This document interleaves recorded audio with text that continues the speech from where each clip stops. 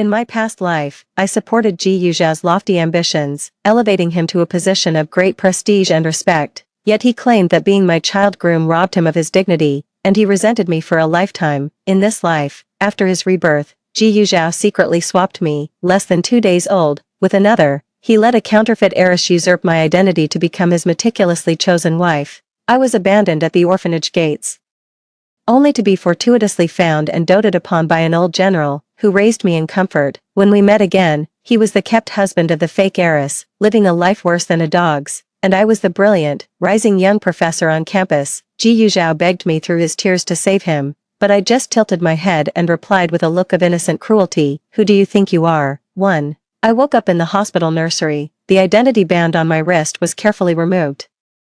I opened my eyes and looked over. It was my child groom, Ji Yuxiao. His expression was grave. Only after he had safely fastened the wristband onto the other baby girl's hand did a faint smile finally appear. "This is the wife I chose with my own hands." In the dim light before dawn, he smuggled me out of the hospital, carried in a crude bamboo basket. The 6-year-old boy stumbled along with me inside. I don't know how long I walked. My body suddenly sank.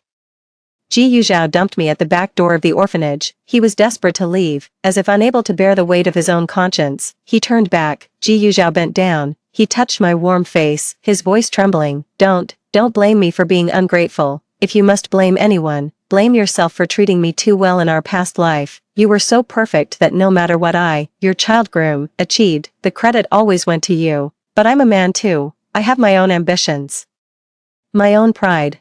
Ji Yuxiao steeled himself and removed the rag that was stifling my sobs. "In this lifetime, I truly don't want to be held back by you anymore." He ran off at full speed, terrified of changing my mind, and equally terrified of my act of abandoning the baby being discovered. The July heat was oppressive, yet, swaddled in thick layers, I felt a chill that pierced me to the bone. The Ji family had a problematic class background. He was an outcast in those days and had a very hard life. After his parents passed away, Ji Yuxiao was passed around among relatives like a piece of trash. No one was willing to take him in. He spent half a year as a little beggar on the streets before he met my parents, who had just moved to the neighborhood. Our Sioux family's ancestors were of Dai ethnicity. We have always followed the matrilineal custom of women taking husbands. Seeing that Ji Yuxiao had no one to care for him, our family took him in, to be raised as a future son-in-law.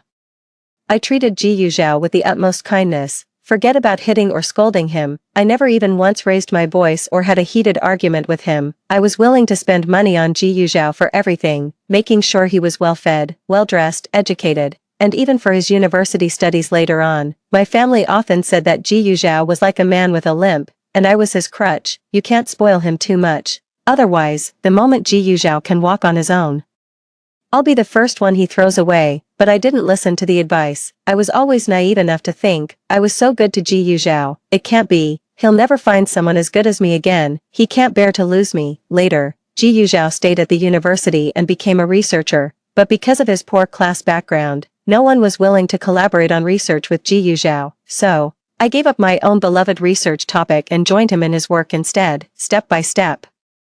I stood by him and supported him until Ji Yuxiao became the esteemed Professor Ji. But in the twilight of his years, as his life drew to a close, Ji Yuxiao lay bedridden and frail, as if all restraint had been cast aside. His gaze was clear and sharp. He forcefully pushed away the hand I had offered to support him and accused me. "Suku, I would rather have been a beggar on the streets for the rest of my life than remain your child groom for a single day more. At the very least, that way I could have lived with some dignity." A pain as if pierced by 1,000 swords. I was good to him my whole life, so good I lost myself in the end. And for what? In Ji Yuxiao's heart, there was never even a simple "thank you." My virtuous wife helped me scale the heights of ambition, yet upon success, my first thought was to cast aside the one I cherished. Once power was firmly in my grasp, I'd trample her very grave to welcome a new bride. "Ji Yuxiao, your heart is truly made of stone."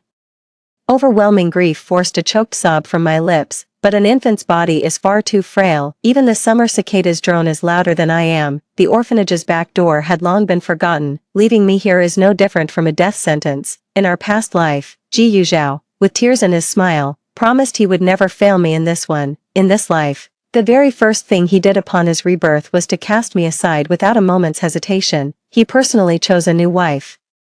stealing away the life that should have been mine. I hate him so much. I am filled with such regret. 2. Consciousness slowly faded into a daze. The clouds drifted across the sky, but my eyes could no longer focus, until a woman's voice came from within the courtyard. Director, the deputy mayor just stopped by. He mentioned that an old senior official from the capital will be dropping by later to inspect our orphanage. He asked us to receive him, keep a low profile, and said it might lead to another donation. I heard voices. I tried to force my throat to make some sound, but there was none. Even the soft, rustling sound of a broom sweeping in the courtyard was enough to drown out my faint sobs. I was overcome with despair. I gave up, letting myself sink into the darkness. I had no idea how much time had passed, until the sharp screech of a car's brakes jolted me awake. The driver shouted loudly, "Sir, there's a child here." I heard the sound of someone hurriedly getting out of the vehicle to look. An aged hand gently touched my face, bringing a sense of comfort. "Director, could you prepare some rice porridge? This child is too weak to even cry. If he doesn't eat something soon, I'm afraid he'll starve to death." The director agreed without hesitation. Spoonful by spoonful, the porridge brought me back to life. The old commander just held me like that, standing under the leaky eaves, gently soothing me. He looked at me, his eyes growing moist. "When my little girl was first born, she was just about this size. We were so poor back then, whatever little money we had went to the revolution. The child didn't even have rice porridge to eat. Later, when times got better, she died on the battlefield and never came back. You probably don't know this yet, but my girl went over to the Yalu River. During the fighting, she was so brave." The old commander couldn't go on. A choked voice stifled all the unspoken words. He made up his mind. "Let me raise this child. My daughter left this world today, and this child arrived today. Let him be a keepsake for me." Before leaving, the old commander donated the greater part of his life savings. The leaky roof, the moldy rice porridge, and the children's thin swaddling clothes, all could be replaced now. The old commander gently pressed his forehead against mine and smiled. "From now on, little one, you'll call me Grandpa." The car headed for the train station, carrying us northward. I followed my grandfather and made a new home for myself in Beijing, 1,000 miles away. It was just Grandpa and me at home. Grandma passed away early, after sending their daughter away back then. She stayed behind in Nanjing. Later, when the Japanese invaders came, she was killed in an air raid. Their only daughter, without telling Grandpa, went off to fight in the war to resist U.S. aggression and aid Korea, and fell in the frozen north. Grandpa adopted me when he was bringing their remains back to their ancestral home. He was a grassroots general who clawed his way out of mountains of corpses and seas of blood. I don't know many characters. We specially asked retired Chief of Staff Zhou from the neighboring compound to choose a name for me. Old song. "How about Qinghuan for the girl?" "Qinghuan. Qinghuan is perfect. Song Qinghuan. Our girl shall be named Song Qinghuan." Grandpa held me, grinning from ear to ear. He didn't grasp the deeper meaning, only barely recognized the two characters. Qing means clean, and Huan means happy, a pure, simple joy. Grandpa thought it was good, and so did I. The years slipped by, and we, grandfather and grandson, leaned on each other as we grew up and grew old. After I became an adult, I never once spoke of that southern town's past. My grandfather raised me. No matter what, I have to stay with him. The year I earned my doctorate ahead of schedule, I successfully secured a position at the university, becoming the youngest professor in its history. My grandfather would boast to everyone he met, praising me for making him proud. Later, during the new student orientation, I stood at the university entrance to help guide the influx of countless young faces. I looked up and met a familiar gaze, Ji Yuzhao. He had grown noticeably thinner, carrying several bags as he walked in. The moment he saw me, a storm seemed to surge in his eyes. He froze. He only snapped out of it when the girl beside him tugged at his sleeve impatiently. The young girl walked straight towards me and asked with a smile, "Excuse me, senior, is this the math department?" "I'm Su Shiyue, a freshman in the math department. I'm here to check in with my academic advisor. This is my family member, also a freshman, Ji Yuzhao, from the literature department." It suddenly dawned on me. That girl, I knew her in a past life. So, this was the wife Ji Yuzhao had so meticulously chosen. I let out a silent, bitter laugh, marveling at how fate is nothing but a farcical play. "You can check in right here, classmate. I'm not your senior. To be serious, you should call me Professor." 3. What?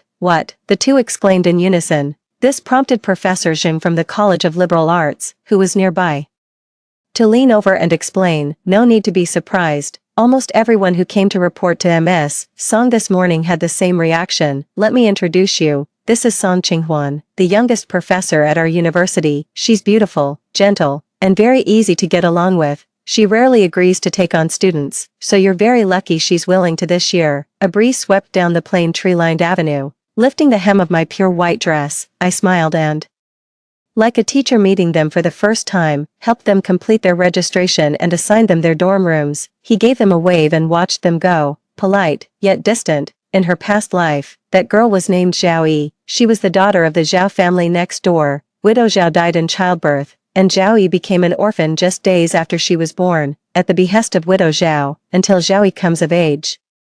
Our family is safeguarding Zhao Yi's assets and keeping a casual eye on her. The funds come from the inheritance. We are the same age, but our temperaments are worlds apart. Zhao Yi is warm, outgoing, and socially adept, with the free-spirited, proactive nature of an independent woman. Being fellow orphans, she gets along famously with Ji Yuzhao. Occasionally, seeing them being overly affectionate makes me a bit uncomfortable, but Ji Yuzhao would often say, "You come from a happy family.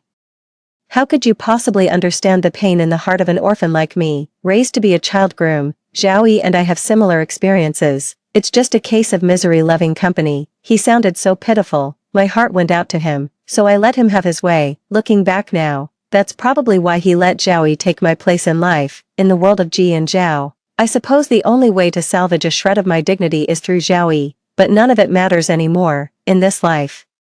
I am not Suku, but Song Qinghuan. She is not Zhao Yi, but Su Shuriwei, the dignity that Ji Yuzhao craves. I will personally return to him. We were strangers, face to face. That was already a merciful end, granted by my grace, but I never expected that Ji Yuzhao would seek me out on his own. As evening fell, I locked up the office and headed to the cafeteria for dinner. At the corner, Ji Yuzhao had been waiting for me for quite some time. "Professor Song," he called out to me softly. I paused slightly, gave a slight nod, and said, "Hello." Then, without so much as a glance in his direction, I walked right past him. He was left standing there, stunned. It seemed he had finally realized that in this life, I truly did not know him. He was somewhat unwilling to accept it. He jogged to catch up and stopped me in my tracks. "Professor Song, wait." I stopped in my tracks and looked at him suspiciously. "Can I help you?" Ji Yuzhao's breathing was a little hurried. "Teacher Song, I have a friend who looks a lot like you. Do you know Suku? Or are you interested in finance? Are you working on any financial research? Would you like to collaborate on a finance-related project with me?" I know, Ji Yuzhao is testing me. Every single thing he mentioned is something I did with him in my past life. I don't know why Ji Yuzhao, who clearly loved finance, chose to study literature in this lifetime,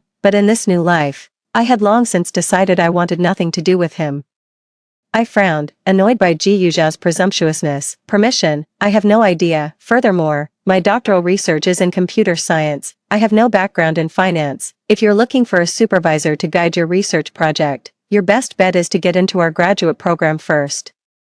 The undergraduate years are for laying a solid foundation. Don't get ahead of yourself, student." I was playing the part of a teacher to the hilt. After offering him a few words of advice, I turned and walked away. Ji Yuzhao stood frozen in place, caught completely off guard. I knew exactly what he was thinking. He was hoping for a tearful reunion, putting on a show of false sentiment. He used my shoulders as a stepping stone to reach his lofty ambitions, blinded by affection.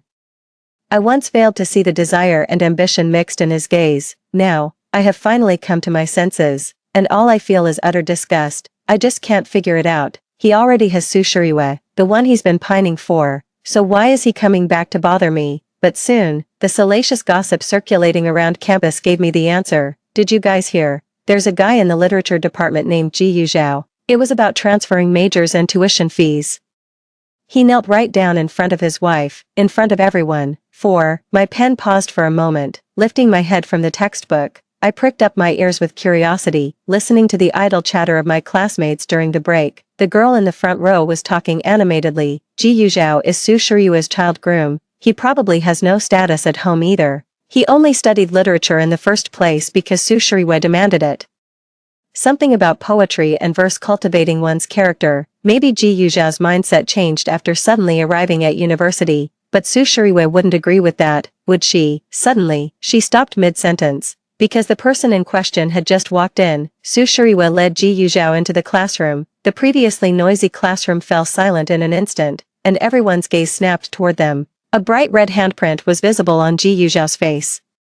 He lowered his head even further, the bell rang, and I stood up to resume the lecture. Even though I tried to avoid it, I could still feel Ji Yuzhao's intense gaze fixed on me. When class ended, Ji Yuzhao cast a pleading look in my direction. I turned my face away, pretending not to see. He was furious. He took the initiative to step forward and speak to me. "Teacher, could you please help me? Su Shuriwe has been treating me horribly." The moment the words were spoken, Su Shuriwe walked over. She kicked Ji Yuzhao in the shin and snapped angrily, "What nonsense are you telling Teacher Song? Professor, we're an old married couple. We were just fooling around. Please don't take it to heart." I pretended not to notice anything amiss and instead smiled as I advised Ji Yuzhao, "It's no small thing that your wife was willing to support you through university. You should be more considerate of her." Ji and Zhao fell silent, a storm of emotion swirling in their eyes. It was as if they had 1,000 things they wanted to say to me, but I just smiled. "As for matters between you two, as your teacher, I won't get involved. You think you're worthy of something like self-respect." A few casual, offhand remarks shut down every possibility. The color drained from Ji Yuzhao's face. I picked up the book. I brushed past Ji Yuzhao. Smack, a sharp crack sounded from behind. Su Shuriwe was displeased with Ji Yuzhao's act of telling on her. A handprint was now stamped on the other half of his face as well. The nosy classmates turned their gazes toward him. I also glanced back, looking at Ji Yuzhao with cold contempt. "You brought this on yourself. How dignified." Stung by the look in my eyes, Ji Yuzhao turned his face away. He mumbled an apology to Su Shuriwe. "I'm sorry, I shouldn't have spoken out of turn." Su Shuriwe was satisfied, like a triumphant general. She departed with her captured slave in tow, sitting in the office. I recalled the stifled resentment and bitterness on Ji Yuzhao's face today. "Do you think I'm pitiful?" I only felt a sense of catharsis, and couldn't help but let out a soft chuckle in the office. "Teacher, do you think that, as a child groom, I deserved it?" Ji Yuzhao had come in at some point without my noticing. He hadn't even knocked. He strode into the room and started yelling at me for no reason at all. "Professor Song, did you find it so amusing to watch me get beaten up? Why won't you help me? Just tell me, why won't you help me? Or do you think that I, Ji Yuzhao, am just born lowly, and deserve to have my dignity trampled on?" He gripped my wrist with such force that it left a dark bruise. "It's just the same as before, all the toxic masculinity, none of the actual manhood. I was wrong to pretend I didn't know him, a persistent, parasitic nuisance, from the very day we met again. I should have cut him out for good." I let out a soft, derisive chuckle. I lifted my gaze to meet Ji Yuzhao's. "A murderer has no right to ask me for dignity. Have you forgotten? At the orphanage's back door, you killed the Su family's real daughter." 5. Ji Yuzhao abruptly let go of my hand. He stumbled backward, his eyes wide with shock as he stared at me. "So, it really is you, Su-ku, you're alive. Are you here for revenge?" Then, he frantically pressed his hand against mine. "No, you love me. Otherwise, why would you tell me all this? You must still love me. Save me, help me get away from Su Shuriwe." I yanked my hand back with force. I picked up the neatly folded handkerchief beside me and wiped my hands, tossed it into the trash can. You think I'm dirty?" I shot him a look. "What else would it be? Ji Yuzhao, just who do you think you are?" I grabbed him by the collar and dragged him over to the wall of honors behind me. "Shall I read them out for you?" "I, Song Qinghuan, am the youngest professor at a university, with a Ph.D. in computer science. I receive a state stipend and am recognized as a national-level high-caliber talent. I'm one of Beijing's top 10 outstanding youths, and my future prospects are limitless. What gives you the right to ask for my help? Are you even worthy?" Ji Yuzhao's face paled. It was as if his already fragile self-esteem had been trampled on by me once more. With tears in his eyes, he pleaded with me helplessly. "Su-ku, you know, I can be useful too, in my past life. I made it to professor, I'm capable, and I've always been considerate towards you. Just help me divorce Su Shuriwe, and I promise I'll treat you well in this life. We can be like before, supporting each other and growing old together." Slap, I slapped Ji Yuzhao's face hard, sending his head snapping to the side. It still wasn't enough for me. Crack, another blow landed, and I hit Ji Yuzhao hard enough to make his lip bleed. I shook out my numb wrist. "Disgusting, get out, otherwise. With just one call from me, you'll be expelled on the spot." Ji Yuzhao gave me a long, searching look. "Su-ku, you can reject me if you want, but the Su family, your own birth parents, are you going to abandon them too?" With those words, he turned and left. I know that by choosing to be honest with Ji Yuzhao, I have to accept the risks that come with it. But in this life, I will never choose to sit back and do nothing. I stood up and headed straight for the girls' dormitory. "Hello, I'm looking for Su Shuriwe. I'm not the only one whose life has been rewritten." sitting face to face with Su Shiriwe felt like a lifetime had passed. She's very straightforward, just like her mother, Professor Song. Are you here to tell me to be nicer to Ji Yuzhao? I think this is a family matter. If it's truly unworkable, he could file for divorce, rather than. I smiled and cut in, no, I just think you're still being too good to him. Su Shiriwe was slightly taken aback. It seemed she hadn't expected me to say that. Is it because he offended you before? To be honest, I was also a bit dazed when I first met you. Teacher, you look very much like my mother. If I hadn't heard you grew up in Jing City, I would have thought you were her biological daughter. It's a shame she passed away, otherwise, if you'd met her, you'd have hit it off instantly. I looked up. I hadn't expected Su Shiriwe to be testing me as well. We're both clever people. Seems there's no need for me to beat around the bush. June brings the rainy season, and in years past, my mother's knees would always ache with rheumatism. When brewing the medicine, I have to add an extra spoonful of honey. She has a child's palate and always complains it's too bitter. She often says, acanthopenex bark. That's the bitterest of all. The glass of water by Su Shiriwe's hand was knocked over abruptly. Her eyes slowly welled up with tears, her voice trembling. She looked at me. You. I reached up to wipe away her tears, my gaze settling on her shoulder. That plum blossom birthmark of yours. It's just like your mother's. Zhao 6. It was a heart-to-heart conversation that lasted the entire night. It was as if fate had forcibly set a derailed life back on its proper track. In the morning, I asked for a half-day leave from school.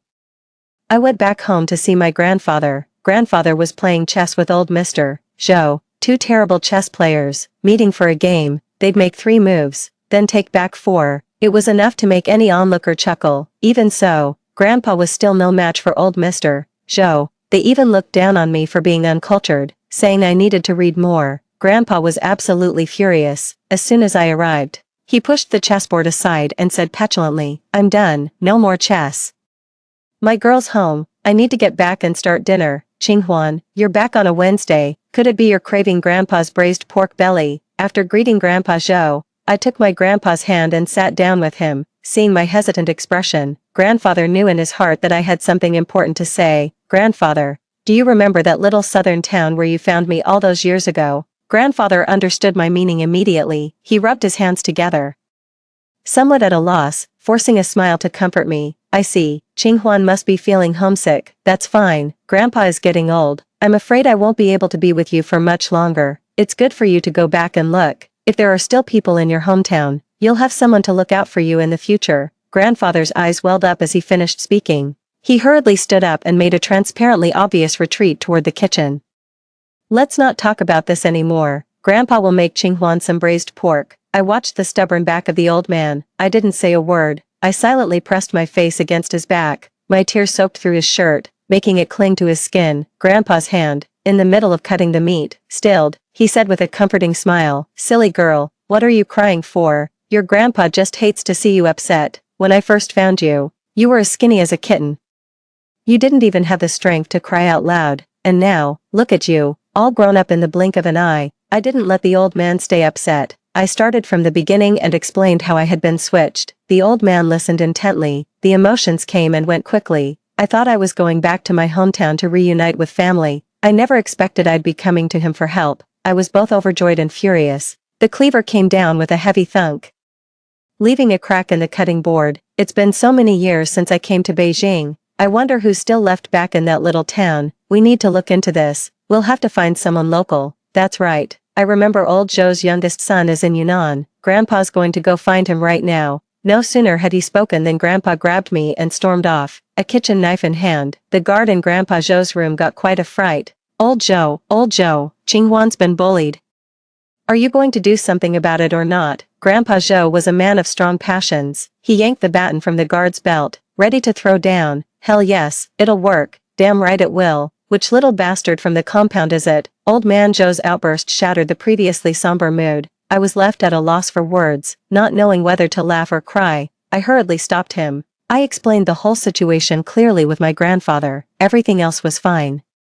It's just that so many years have passed, I'm not sure if the evidence can still be found. Grandpa Zhou acted quickly, placing a call to Zhou Iran over there. Brother Iran, I'm counting on you for this matter. The young man over there flashed a bright, genuine smile. It's rare to hear you call me brother. Don't worry, I promise I'll get it done for you. Zhou Ran is a man of his word, with him saying that, my heart settled at once.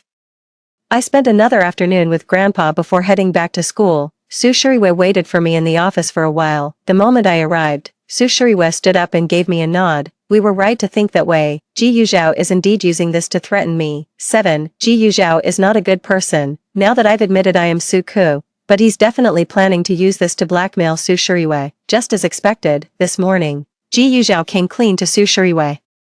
He admitted that he was the one who switched the two of us back then. Whether you are a daughter of the Su family or not, I will always be its son-in-law. As long as it's proven you're not, then you have no right to manage or use the Su family's assets. The sole remaining heir would be me, the son-in-law. Ji Yuzhao was gloating. He seemed utterly convinced that Su Shuriwei could never let go of the Su family's money. He let out a scornful laugh and threatened, "Let's get a divorce.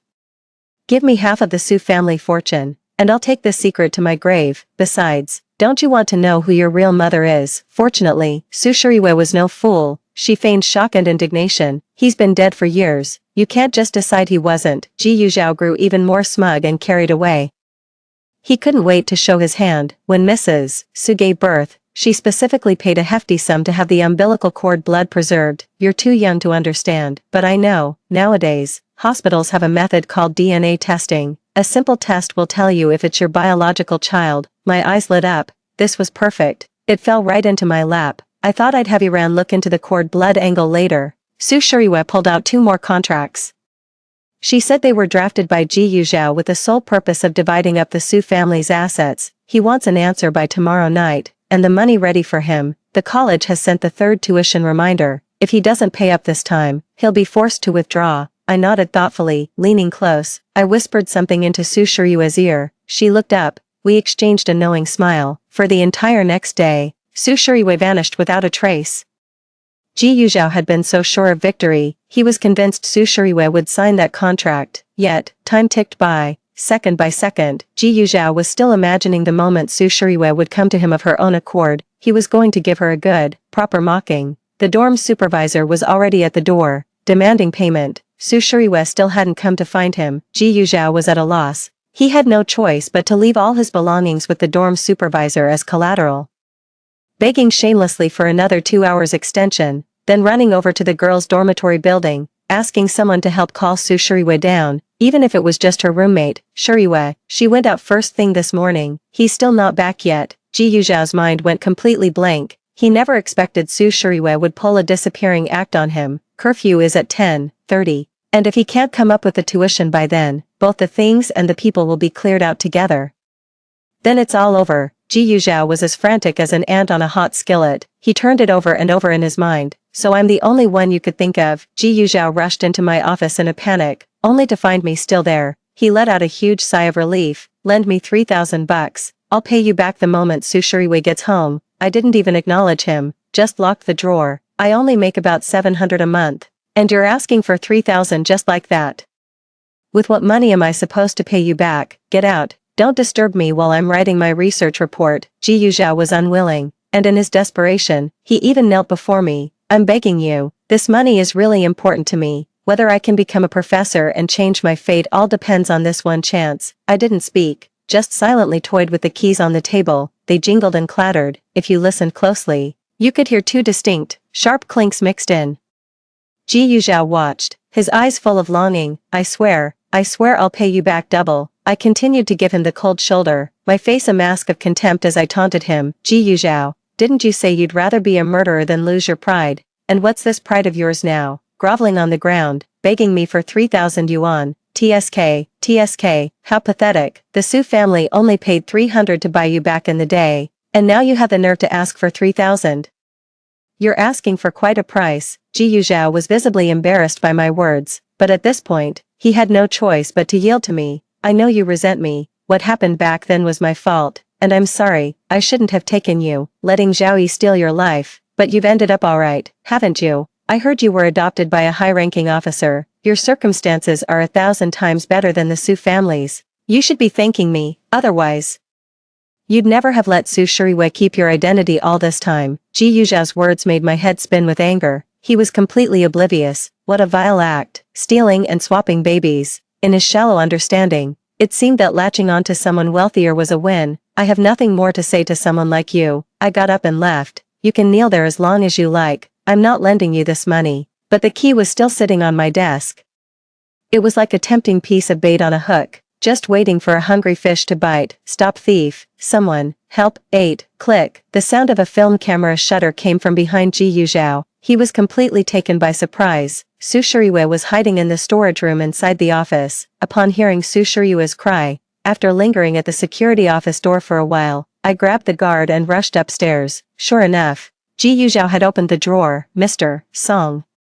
I was testing the photography club's camera in the warehouse, just like you asked. I couldn't believe it. I actually caught Ji Yuzhao stealing money. I managed to get a picture of it. Look, this is the proof. Caught red-handed. Ji Yuzhao stared at the two of us, utterly dumbfounded.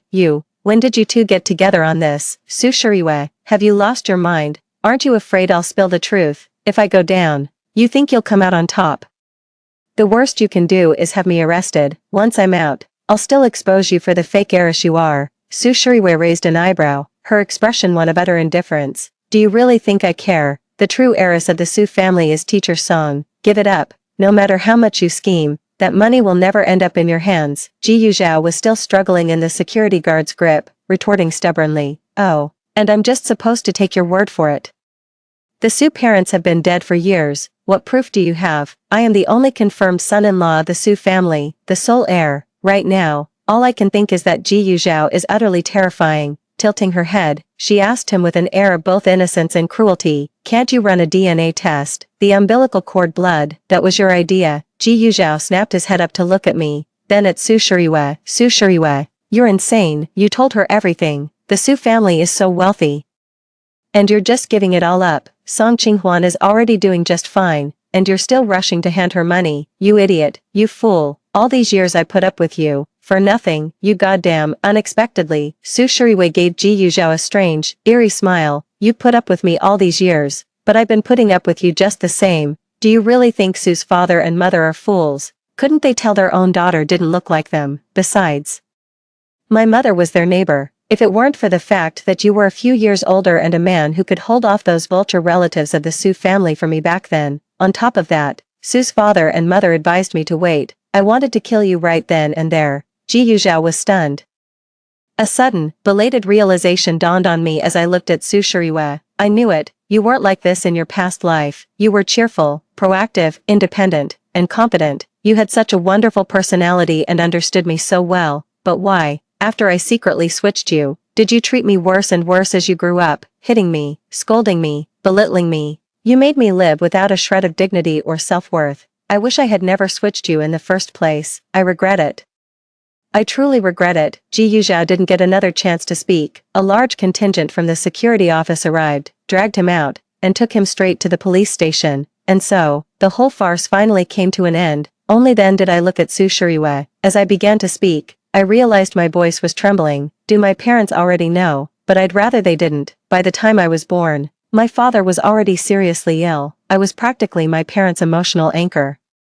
I can't even begin to imagine the depth of my mother's despair when she finds out. Su Shiriyue pulled me into an embrace and patted my back. What mother wouldn't recognize her own child? 9. She suspected Ji Yuzhao, but given his youth and the lack of concrete evidence, she couldn't act. At the time, my mother was getting on in years, and her health had been declining since my father passed. She thought that with Ji Yuzhao's cunning nature, he could be the one to safeguard the family fortune for my younger self. But Ji Yuzhao was a disobedient cur. Mother said I had to keep him in line with a firm hand now and then, or he'd never learn his place. I cried even harder. All I felt was a numb, aching pain in my chest. I'd rather my mother never knew, living in a beautiful dream, than to die with regret in my final moments. Su Shiriyue gently stroked my hair. She smiled and comforted me, saying, "You're so much like your mother.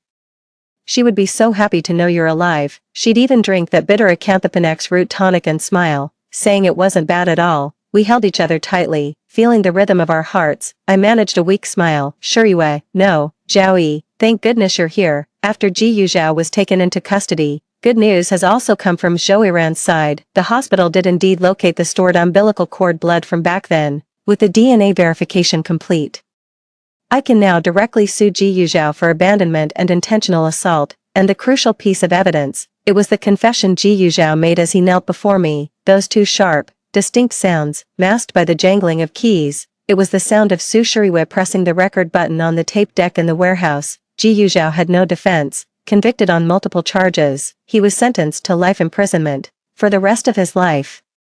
The only dignity he would know was a permanent cell and the scorn of others. Zhou Ran gave my slender shoulder a reassuring squeeze and said, "Don't worry, I'll take care of everything inside the prison." In an unnoticed corner, Ji Yuzhao was humiliated and beaten by prison bullies, stripped of his dignity, left incontinent. He would also reminisce about his past life, when he was the center of everyone's attention. He had a wife, fame, and fortune, yet he was never content.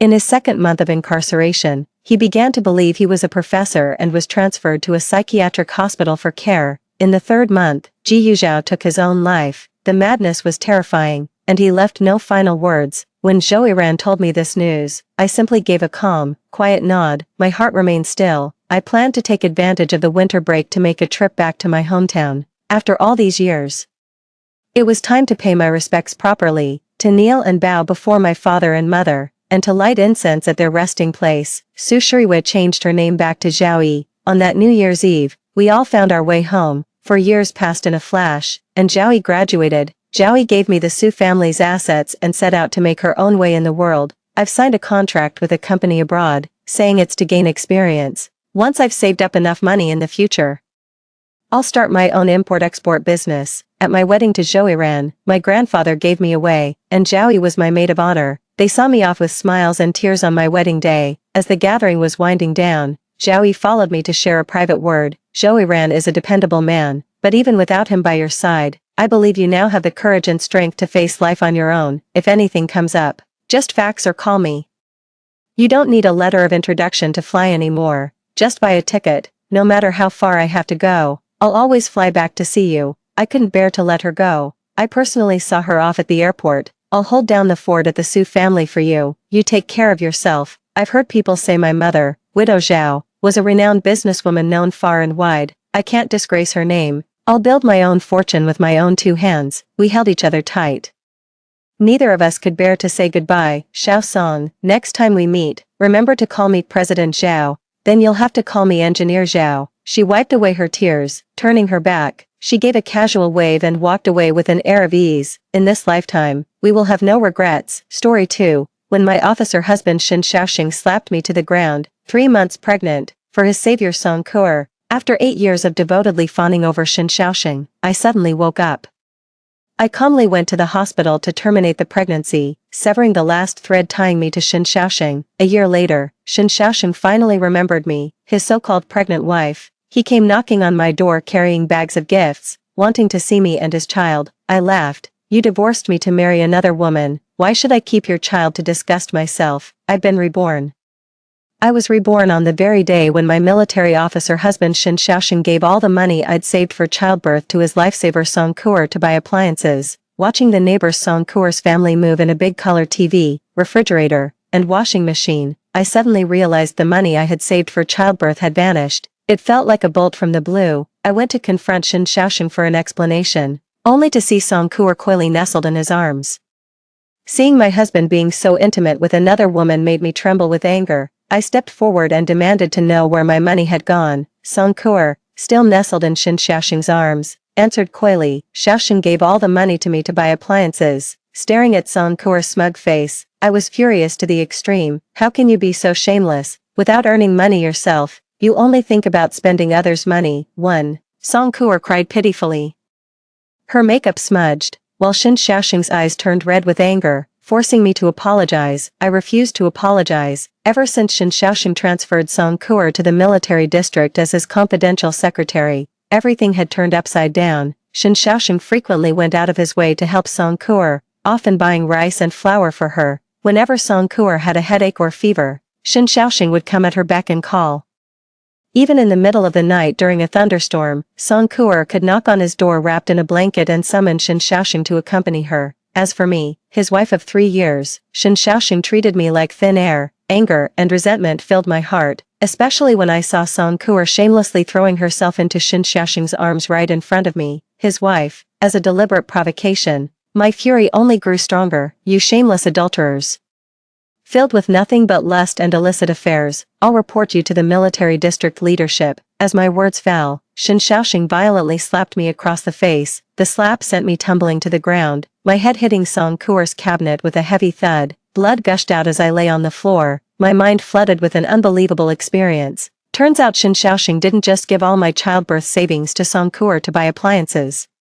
He even gave the apartment allocated by my work unit to Song Kuer. I cried and made scenes, but it was all in vain. Song Kuer is vicious and despicable, constantly scheming against me at every turn. Meanwhile, Shen Xiaoxing blindly trusted Song Kuer. After being manipulated by her once again, he used the excuse of his elderly and frail parents needing care to send me back to his hometown thousands of miles away to look after them, in the countryside.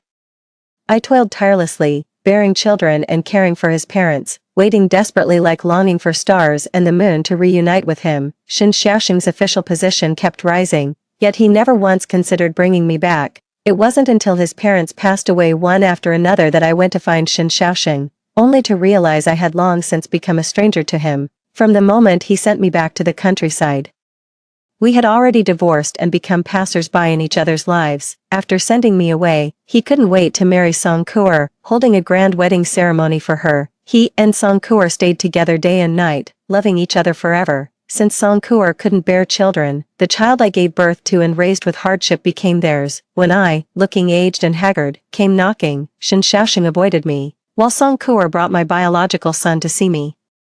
The bejeweled Song Kuer threw a stack of money at me as if I were trash. "Moon Yen Yen, all these years Xiaoxing just treated you as a free nanny. I am his rightful and lawful wife, so get the hell out of here." My own flesh and blood son even said, "Mom, look at what you've become now. You're no longer worthy of dad. Take the money and leave. I'll send you money every month for your retirement, but on one condition: never show your face in front of our family again."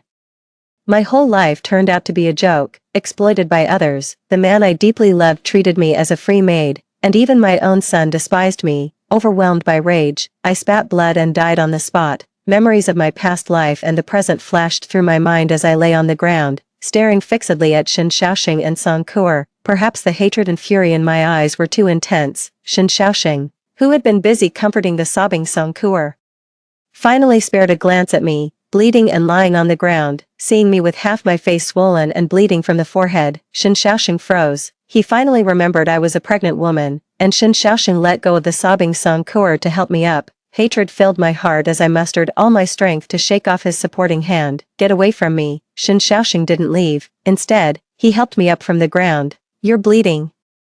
Let me take you to the hospital to get it treated. Didn't you hear me telling you to get lost? If you hadn't been talking nonsense, I wouldn't have hit you. I was just too angry earlier, but you were in the wrong here. Let's go to the hospital first to treat your wound, and we'll talk about apologies later." Ignoring my struggles, he forcibly carried me in his arms, preparing to take me to the hospital, too. At that moment, Song Kuer suddenly collapsed softly onto the ground. Seeing Song Kuer faint, Shen Xiaoxing immediately released me and rushed to her side. Kuer, what's wrong? Wake up. Don't you know Kuer has a heart condition and can't handle stress? This is all your fault." He shouted at me hysterically before calling for the guards. Xiaoli, drive to the hospital immediately." Shen Xiaoxing, his face full of anxiety, rushed out carrying Song Kuer, while his guard Xiaoli immediately drove over upon hearing the commotion. Shen Xiaoxing got into the car with Song Kuer and ordered the guard to drive, completely forgetting about me with blood streaming down my forehead. The car roared away as I wiped another trickle of blood from my forehead and staggered back to the house next door. Bandaging my bleeding forehead in front of the mirror, I quietly began to recall my past life. In my past life, after Shen Xiaoxing hit me, he similarly ignored my bleeding and only cared about Song Kuer, who was pretending to faint. Furious and resentful, I rushed to the hospital and caused a scene. The consequence was Song Kuer having a heart attack and being hospitalized for half a month. As for me, I was placed under house arrest by Shen Xiaoxing. Because I was pregnant, Shen Xiaoxing didn't confine me, but he arranged for guards to watch me 247. The guard named Xiaoli was from the same hometown as Song Kuer and was in cahoots with her. He pretended compliance while acting contrary, deceiving superiors and subordinates alike, treating me with great cruelty, giving me only one meal a day consisting of 2 rock-hard steamed buns and cold water. By the time Song Kuer was discharged from the hospital, I was emaciated from starvation, reduced to skin and bones. Xiaoli said I was on a hunger strike, refusing to eat or drink. and Shin Xiaoxing took it at face value. When he saw me, there wasn't a shred of comfort, only scolding. Saying I showed no remorse and should hurry up and die if I wanted to. He even warned me, saying a shrew like me who causes trouble isn't worthy to be his wife, and if I kept making a scene, he'd divorce me. I loved Shin Xiaoxing desperately, and hearing him threaten divorce stunned me on the spot. To prevent Shin Xiaoxing from divorcing me, I no longer dared to make a scene, but my forbearance changed nothing. Song Kuer kept provoking me, flaunting how much Shin Xiaoxing cared for and adored her. Infuriated by Song Kuer's words, I inevitably ended up quarreling with her again. Song Kuer set me up once more. She rolled down the stairs herself and falsely accused me of pushing her. Song Kuer was hospitalized again, this time claiming I pushed her and damaged her uterus, leaving her permanently infertile. I explained to Shin Xiaoxing that I didn't push Song Kuer, that she framed me by staging it herself. But Shin Xiaoxing didn't believe me. He told me I was facing jail time for intentional injury. I was terrified, but later Shin Xiaoxing approached me again saying he'd pulled some strings to keep me out of jail. Shin Xiaoxing asked me to return to the countryside to take care of his parents, saying he would bring me back after I gave birth and things settled down. With no other choice, I agreed to Shin Xiaoxing's suggestion. On the day of my departure, he made me sign an apology agreement, trusting Shin Xiaoxing. I signed the so-called apology agreement and was then sent by him to the countryside. This departure lasted over 30 years. Initially, I planned to return to Shin Xiaoxing's side after giving birth, but his mother suffered a cerebral hemorrhage and became bedridden, requiring care. To fulfill filial duties for Shin Xiaoxing, I had no choice but to stay in the countryside. Over these 30 years, Shin Xiaoxing only returned a few times to visit his parents. He even took our son to live with him, claiming it was to lighten my burden. I didn't know the truth until I was on my deathbed. The so-called apology agreement I signed back then was actually a divorce agreement. Shin Xiaoxing married Song Kuer less than 3 months after sending me to the countryside. He even threw Song Kuer a grand wedding ceremony, and from then on, they treated me as a free old servant, wasting over 30 years of my life. The thought of this makes my teeth itch with hatred. If given another chance, whoever wants to be this old servant can have the job. Damn it, I'm not doing it anymore. I'll abort the vile bastard in my womb. If Shin Xiaoxing wants a divorce, I'll grant it to him. 3. In this life, I'll leave this pair of scoundrels behind and live my own life. Since I'm leaving, I need to prepare for a rainy day. I should secure some benefits for myself first. The money I saved for childbirth has already been given by Shin Xiaoxing to Song Kuer to buy household appliances. There's hardly any money left at home now, but next month is Shin Xiaoxing's birthday, and I prepared a watch as his birthday gift. I can sell the watch first. Also, I haven't received this month's salary yet, and I won't be handing it over. Back when Shin Xiaoxing and I got married, I joyfully prepared a pair of gold rings. Shin Xiaoxing found them childish and never wore his, which now conveniently allows me to sell the rings. Doing the math, I can get back around 1,000 yuan, enough to cover the abortion and recovery expenses. The top priority now is the apartment allocated by my workplace. In my previous life, Shin Xiaoxing gave it directly to Song Kuer, but this time, such good fortune won't happen again. I need to sell the apartment first to get a sum of money. Clutching my watch and gold ring, I rushed to the office without caring about my disheveled appearance or the injury on my head. Seeing me in this state, my boss asked with great surprise. Without elaborating, I simply told my boss, I'm short on money now and plan to transfer the housing allocated to me. Please help me find a buyer. The price is negotiable. I'm known as a good-natured person at work, maintaining excellent relationships with both my boss and colleagues. The leader agreed to help me inquire. So I took the watch and gold ring to sell again. The watch was brand new and unused. I happened to meet a newlywed couple and sold it for 50 yuan less than my purchase price. I pawned the ring, which weighed 18 grams in total, for less than 1,000 yuan. With the money from the watch and ring, I went to the hospital and directly approached an obstetrician gynecologist to explain my purpose. Shin Xiaoxing and I have been married for 5 years, but we haven't been able to conceive a child. Because of this worry, I frequently visit the doctor. The doctor knows me very well. Seeing that I wanted to abort the baby, they earnestly tried to persuade me. My mind was made up, but in the end, the doctor still refused to perform the surgery for me. She told me to get Shin Xiaoxing's signature for the procedure, since he's now in a leadership position. If I rashly aborted Shin Xiaoxing's child without his signature, she could face disciplinary consequences. I'm in a terrible mood because the child wasn't aborted. On the way back, I was thinking about how to make Shin Xiaoxing sign the papers. In my past life, Song Kuer falsely accused me of pushing her and damaging her uterus. making her infertile. Because of this, Shin Xiaoxing divorced me and married Song Kuo. This time, I won't wait for Song Kuo to scheme against me first. I'll strike preemptively to make this accusation stick and force Shin Xiaoxing to divorce me. Once the divorce is finalized, that heartless bastard will naturally and rightfully turn into nothing more than a pool of blood. Shin Xiaoxing didn't return until 9 p.m., by which time I had already eaten, washed up, and gone to bed. Half asleep, I felt something brushing against my face, stirring an inexplicable disgust and hatred. I instinctively swung my hand and slapped it away. A sharp slap echoed, my palm burning, and I jolted fully awake. A clear handprint emerged on Shin Xiaoxing's face. Needless to say, it was from me. At this moment, Shin Xiaoxing glared at me with a livid expression. Moon Yanyan, have you lost your mind? Having known Shin Xiaoxing for 10 years, I had always been gentle, considerate, and eager to please him. It was understandable how Shin Xiaoxing must have felt after suddenly being slapped. I rubbed my numb hand. I just had a nightmare about being chased and couldn't tell if it was a dream or reality, so I acted out. Shin Xiaoxing naturally wouldn't believe my explanation, and I didn't intend to make him believe me either. He fumed angrily. I just wanted to see how injured you were, yet you pretended to be crazy and hit me. Moon Yanyan, you're really something. Looking at the finger marks on his face, I felt some regret. I truly wasn't pretending to be crazy. If I'd known it was him touching my face, I should have slapped him a few more times. Seeing my silence, Shin Xiaoxing's face grew even more furious. You actually went to sleep without waiting for me. You didn't even make dinner. I thought you weren't coming back. As for dinner, didn't you eat with Song Kuo? Don't you two often have dinner together? A look of embarrassment flashed across Shin Xiaoxing's face. I shouldn't have hit you today. I was so angry in the heat of the moment. To be honest, you went too far today too. You clearly know I was just helping Song Kuo out of gratitude.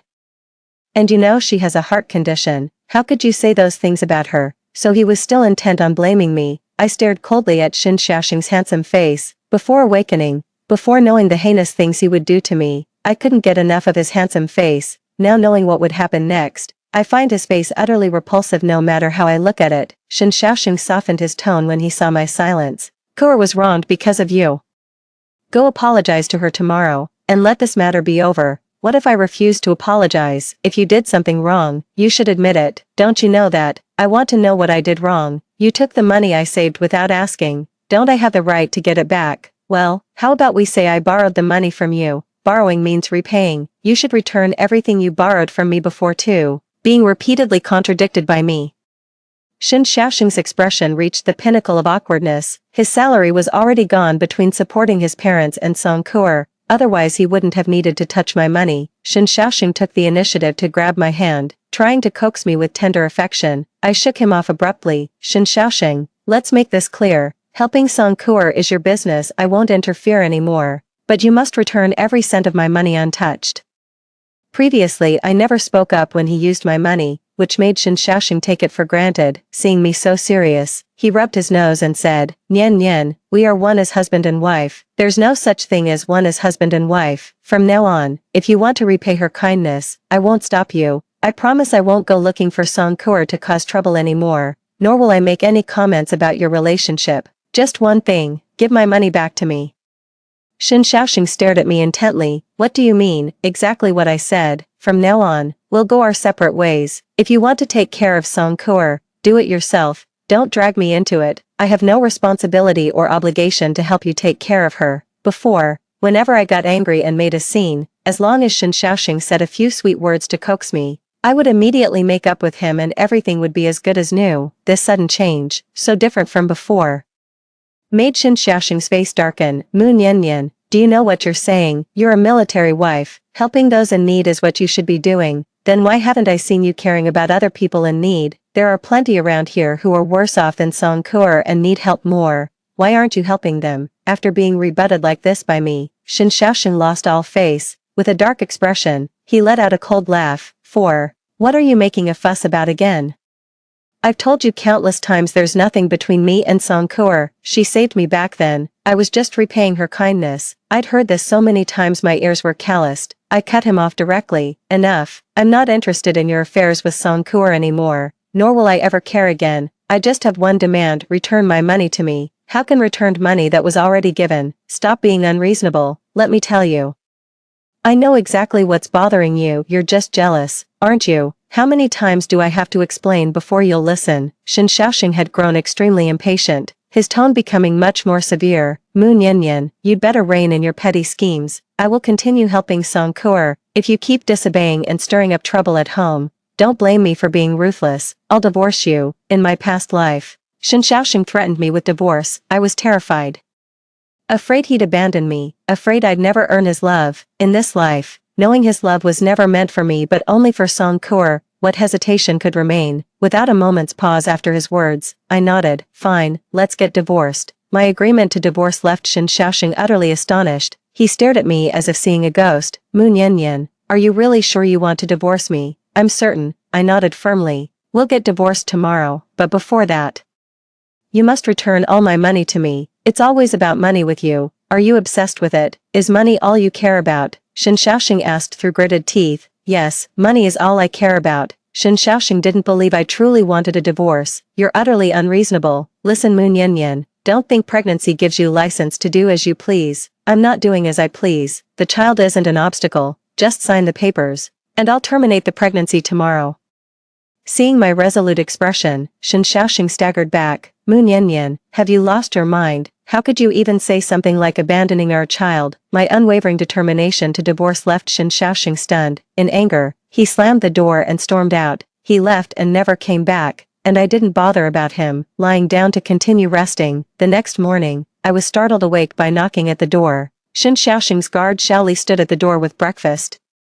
Looking displeased, the chief asked me to bring you breakfast. Seeing Xiaoli, I didn't look pleased either, replying sharply, put it over there. Xiaoli placed the breakfast on the table, his gaze falling on my face. I looked at him coldly. What are you staring at? The delivery's done, now get lost. I've always been kind to others and never put on airs, which is why Shen Xiaoxing's guards always saw me as an easy target. Especially this Xiaoli, he's Song Kuer's fellow townsman and shares her sentiments, always subtly targeting me. Seeing me suddenly so assertive, Xiaoli was startled, then quickly grew furious. What's your attitude? Last night you got jealous and drove the chief to sleep in the office. And today when the chief is being this humble, you still won't back down. Let me tell you, Moon Yanyan, you'd better rein it in. Don't push the chief too far. Otherwise, you'll regret it. Are you threatening me? Who do you think you are? Just a dog by Song Kuer's side, yet you act all high and mighty. I'm warning you to show me some respect. Piss me off, and I'll expose all your and Song Kuer's dirty little secrets. As my words fell, Xiaoli's face turned pale, and he hurriedly left without another word. Xiaoli's reaction surprised me. I only warned him because I remembered how he helped Song Kuer against me in my past life, but looking at Xiaoli's panicked and frightened expression, could there really be some shady dealings between him and Song Kuer that shouldn't see the light of day? I became secretly vigilant in my heart. After breakfast, I went to the office again to see my supervisor, who told me a colleague wanted my housing allocation quota. However, the other party currently doesn't have much money and can only offer me 4,000 yuan. I knew the house price would rise later. 4,000 was indeed too little, but I had no other choice. The house absolutely couldn't be given cheaply to Song Kuer. I agreed to the deal, took the 4,000 and transferred the housing allocation quota to them. Since I'm divorcing Shen Xiaoxing, there's no way I can continue living here. I'll have to quit my job too. Thinking about the developments 30 years from now, I secretly started forming a plan in my heart. I need to leave this place, head south to do business, and become one of the first to get rich. With the plan in mind, I quickly returned home, only to push open the door and find Song Kuer sitting in my living room. Seeing me, Song Kuer flashed a sarcastic smile. Oh, the busy man finally returns. What are you here for? Just came to see you. You got beaten black and blue by Xiaoxing, even bleeding. As your neighbor, how could I not come check on you? Song Kuer circled around me with a bright smile, lowering her voice viciously. Why don't you just die? How dare you play the divorce card as a retreat? Do you even have the guts to divorce? If you dare divorce Xiaoxing, the sun will rise from the west. Of course I dare to divorce, on one condition, you return my money. Listen, Song Kuer, I couldn't care less about your affair with Shen Xiaoxing. Do whatever you want, but you must give my money back. What if I don't pay it back? If you don't repay, I'll report you and Shen Xiaoxing to the military district for your illicit affair. Let's see how you two can keep living here after that. Song Kuer's face changed. You wouldn't dare. Why wouldn't I dare? Everyone knows about your shady dealings with Shen Xiaoxing these past 2 years. Shen Xiaoxing pulled strings to transfer you here as his secretary, then funneled all our family's money to you. you used my money to buy appliances. My money for clothes and jewelry. Living the high life, all the neighbors have seen it. If the authorities investigate, your dirty secrets with Shen Xiaoxing will be exposed. Xiaoxing was just helping me. Are you limbless, a dying cripple? I sneered. There are far more deserving people around than you. Why would Shen Xiaoxing help only you, a lone man and woman, thieves and prostitutes? The public sees everything clearly. Song Kuo grew fearful. What exactly do you want? Don't you know this will ruin Xiaoxing? So what? What's that got to do with me? I sneered at Song Kuo. 5. I'm giving you just 3 days. Return my money immediately, or the only thing awaiting you and Shen Xiaoxing is complete ruin. Song Kuo left in disgrace, throwing down threats as she went, telling me to wait and see. I'm waiting, alright. Waiting with boiling blood. If we don't provoke her, why would she act in advance? I'm waiting for Song Kuo's dirty tricks. Let's see who dies faster this time. The next 2 days passed quietly. Shen Xiaoxing stayed at the military barracks and never returned. I know he's waiting for me to go apologize and make up with him in his dreams. I don't have time to bother with him. I've been busy handling matters. Since I'm parting ways with Shen Xiaoxing, I naturally wouldn't let him and Song Kuo off easy. I sold everything valuable I'd bought for the house. The things that couldn't be sold, I gave away to others. I gave all the sweaters I knitted for Shen Xiaoxing and the new clothes I bought to Instructor Zhang's wife at the East End. She was very grateful and pulled me aside to chat. Sister Zhang asked me, has your chief Shen not come home these past few days? I nodded, and Sister Zhang looked at me sympathetically. Nian Nian, you're a good person, and good people often get taken advantage of. There are some things I don't want to say, but I just can't bear to see you treated this way. That Song Kuo is no good. You need to be careful around her. I know, and I don't care anymore. Let them do whatever they want. It has nothing to do with me, but you're pregnant now. Even if just for the sake of the baby in your belly, you should plan for yourself. Besides, some things won't be spared even if you keep tolerating and sacrificing yourself. Sister Zhang's words hit the nail on the head. In my past life, didn't I keep tolerating and sacrificing myself?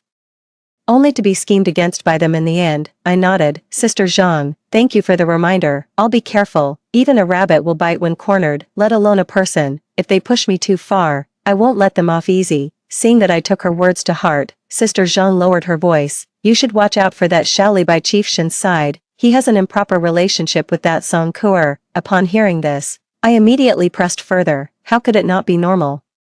Sister Zhang, I won't hide it from you. That Shaoli is no good. Seeing I'm easy to talk to, he's been helping Song Kuo bully me all along. Sister Zhang's expression turned serious at my words. She lowered her voice. That Shaoli and Song Kuo are having an affair. I saw it with my own eyes. Sister Zhang's words made my heart skip a beat. I immediately recalled how Shaoli had looked like a startled bird when I threatened to expose his and Song Kuo's shameful dealings that day.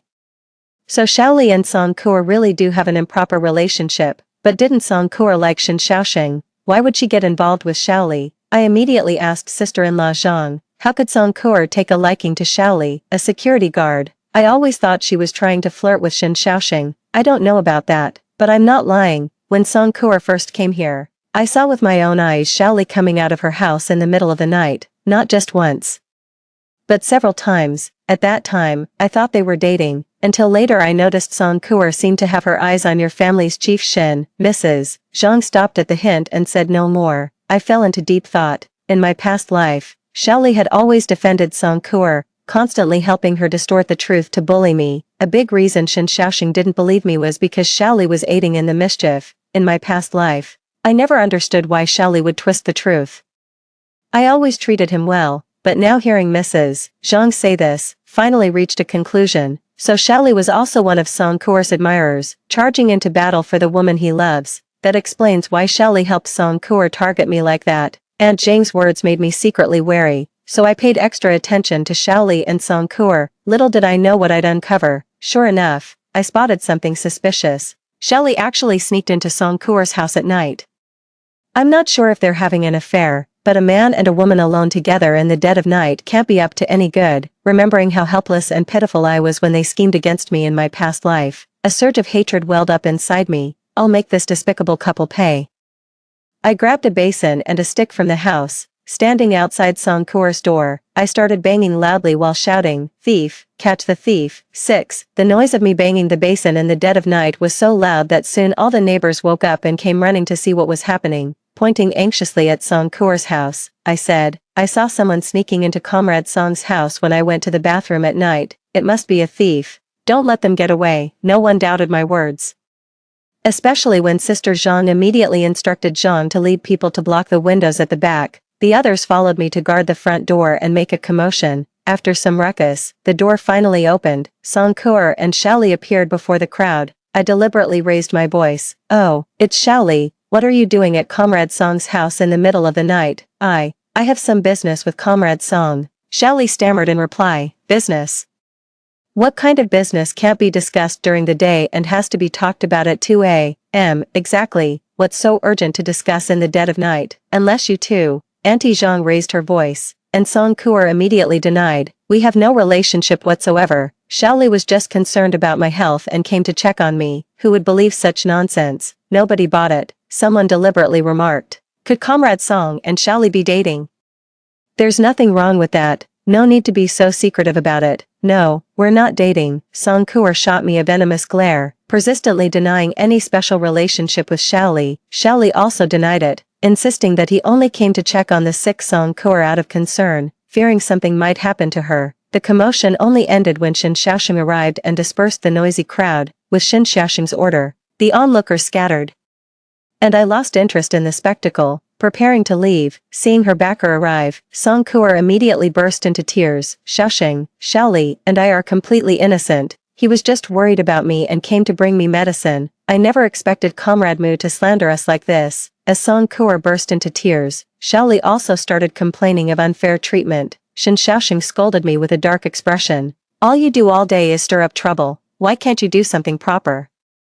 Do you have any idea your actions could drive someone to their death?" I sneered. "I only called for help because I saw someone sneaking into Comrade Song's house in the dead of night and got worried. Is that wrong? Moreover, with so many guards around, why is Xiaoli the only one sneaking into Comrade Song's house late at night?" As I said this, both Xiaoli and Song Kuer changed their expressions, and Shen Xiaoxing also showed a suspicious look. He's no fool.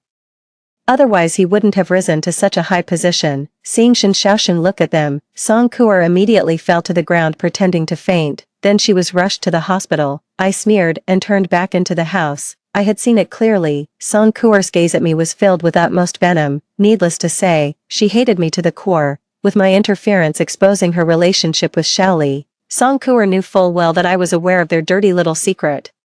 Unwilling to let her affair with Xiaoli become public, Song Kuer had no choice but to find a way to cover it up, to eliminate me, her greatest threat. I was certain Song Kuer would make her move soon. What I fear is her not making a move. Now we're getting to the fun part, setting the trap. In the morning, I got up to go to work, and everyone I met along the way was talking about Song Kuer and Xiaoli's affair. There were all sorts of rumors.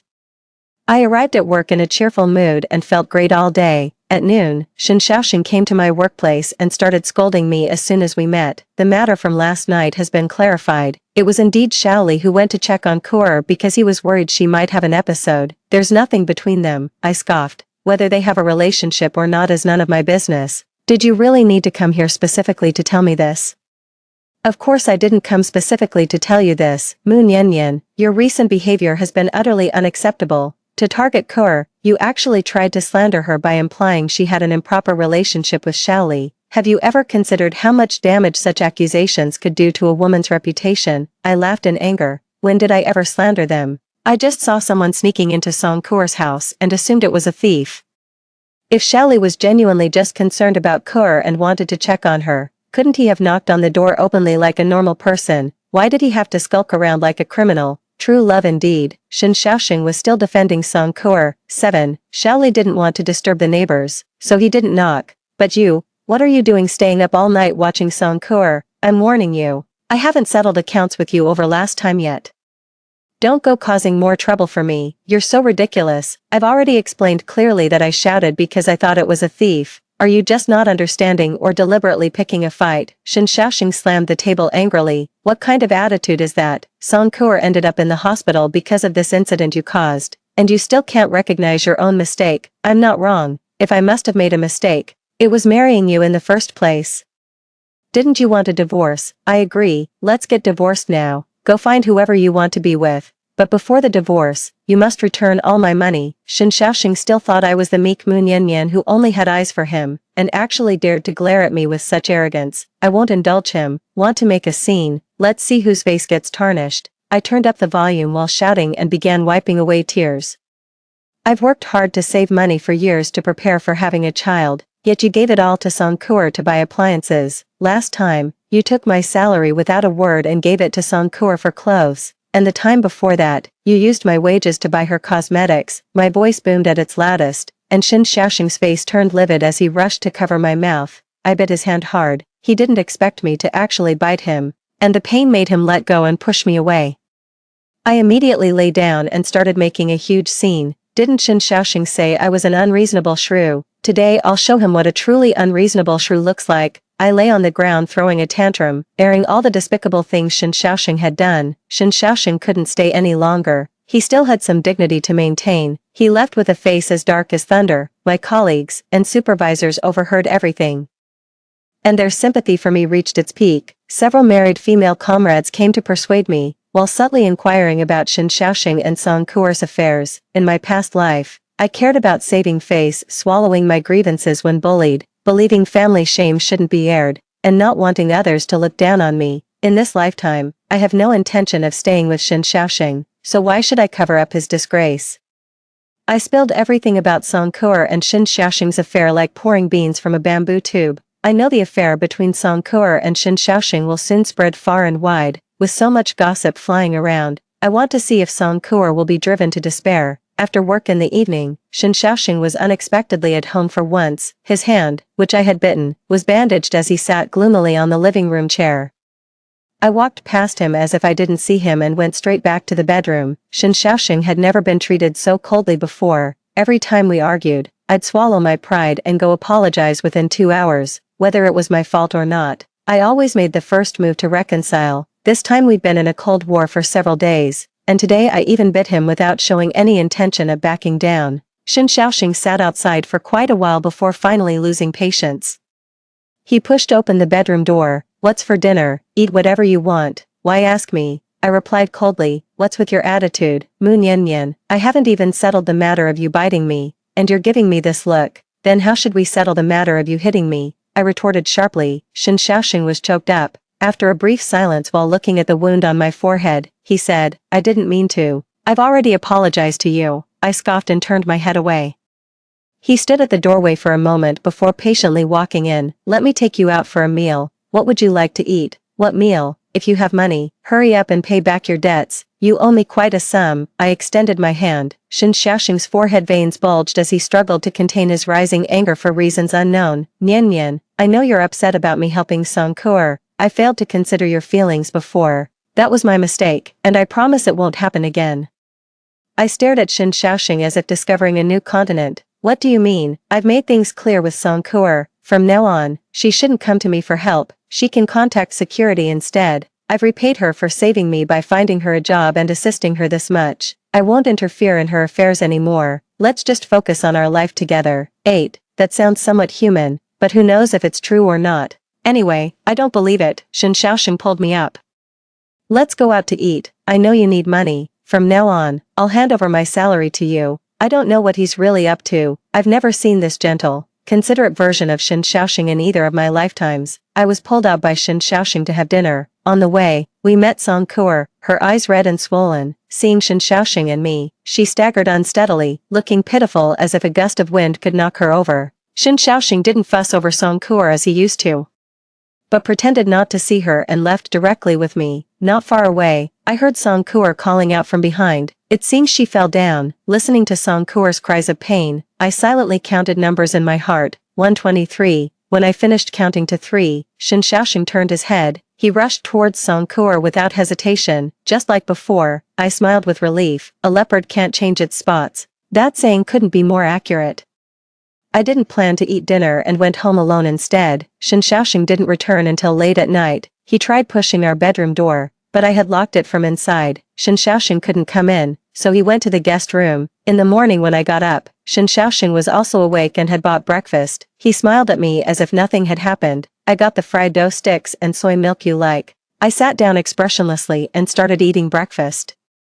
Shen Xiaoxing tried to explain. Kuer is in very poor health, suffering from severe anemia. I put down my chopsticks. Who are you trying to disgust first thing in the morning? Shen Xiaoxing was shocked by my icy attitude. He moved his lips, and I immediately followed up. Don't talk to me about irrelevant people or matters. I'm not interested. It affects my mood. Shen Xiaoxing wanted to lose his temper but forcibly held it back, even attempting to explain to me. Nian Nian.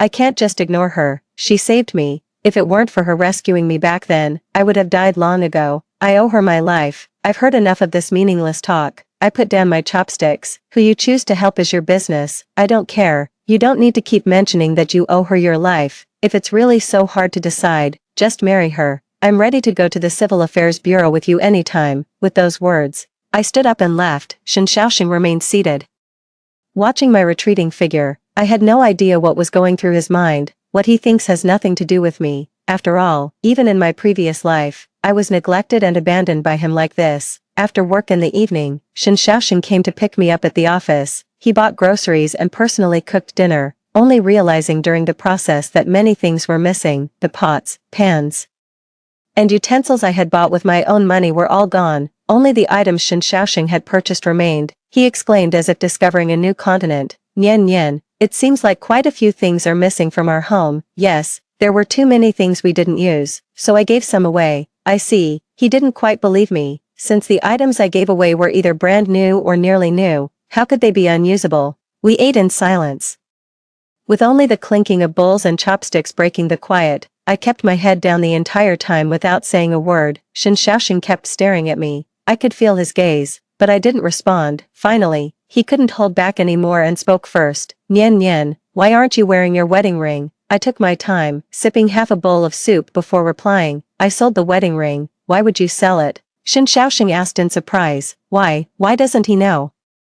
I smiled wryly. Because I'm short on money. I have no money on me, and I need money. No one is kind enough to give me money willingly, so being broke, I had no choice but to sell my wedding ring. My words left Shen Xiaoxing silent. He knew how much I treasured our wedding rings. After marriage, I kept reminding him to wear his wedding ring, yet he always refused to wear it, citing inconvenience. All along, it was just me foolishly wearing that self-prepared wedding ring alone. I pushed away my bowl and chopsticks, standing up to return to my room. After taking just a few steps, Shen Xiaoxing's voice came from behind me. When I get my salary, I'll buy you a new ring. 9. I let out a scoff without turning back, and he continued. Song Kuer's body is really too weak, not suitable for military service. I've talked with her and plan to send her back to her hometown for work, so she can be closer to her parents and family for easier care. Shen Xiaoxing's words made me turn around. Did she agree? Shen Xiaoxing nodded. She agreed. Song Kuer is a reasonable person. She also felt she was imposing too much on us and said she'd find an opportunity to apologize to you properly, to clear things up. Upon hearing this, I smiled ambiguously as Shen Xiaoxing continued. Nian Nian, my feelings for Song Kuer are purely gratitude. I've never had romantic feelings for her. If my previous assistance to her caused you misunderstanding, I sincerely apologize. I'm sorry. Such things won't happen again. I simply looked at Shen Xiaoxing with a faint smile, which seemed to unsettle him. Nian Nian, she has already agreed to leave this place. These days she's busy with work handovers, but she said she'll make time to explain things to you. I hope you can talk to her calmly and peacefully. Song Kuer actually wants to meet and discuss this with me in detail. This is good news. I've been waiting for this day for so very long.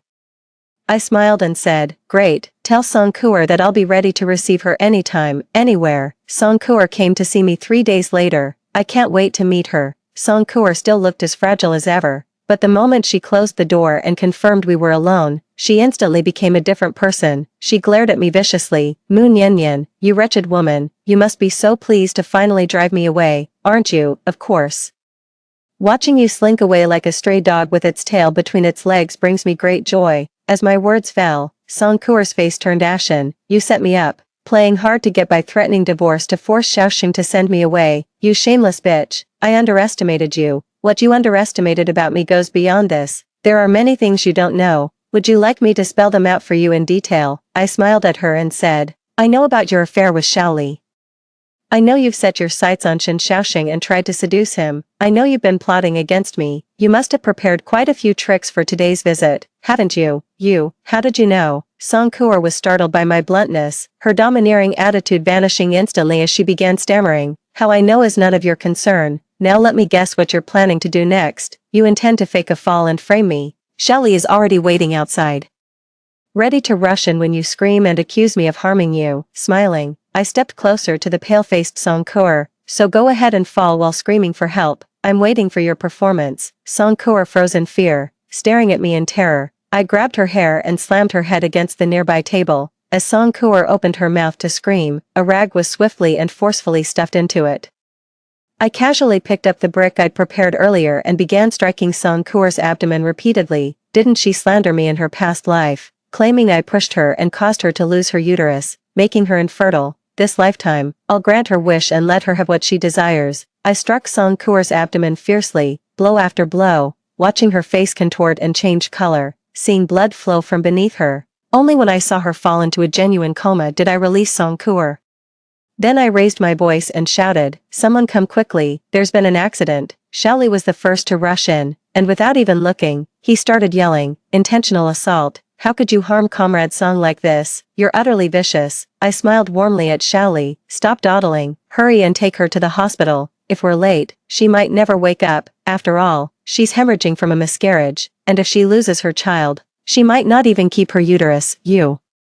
How did you know?" Shelly was stunned. "How I know is none of your concern. Just listen to me and get her to the hospital. Delay could cost her life. You don't want people knowing you're the father of the child in her belly, do you?" Pale and trembling, Shelly picked up the bleeding Song Kuer and rushed to the hospital, with me following close behind. Song Kuer's uterus could not be saved, it was removed, just like in the previous life. Shelly waited outside the operating room the entire time, his face deathly pale. I stood with my arms crossed, watching Shelly and couldn't stop laughing. After several hours of surgery, Song Kuer was wheeled out of the operating room unconscious. I asked Shelly with a smile, "Aren't you going to inform your commander?" Given Song Kuer's current condition, Commander Shin Shaoxing must be extremely worried. "How about I watch over Song Kuer for you while you personally go and notify Shin Shaoxing?" Shelly didn't dare to inform Shin Shaoxing.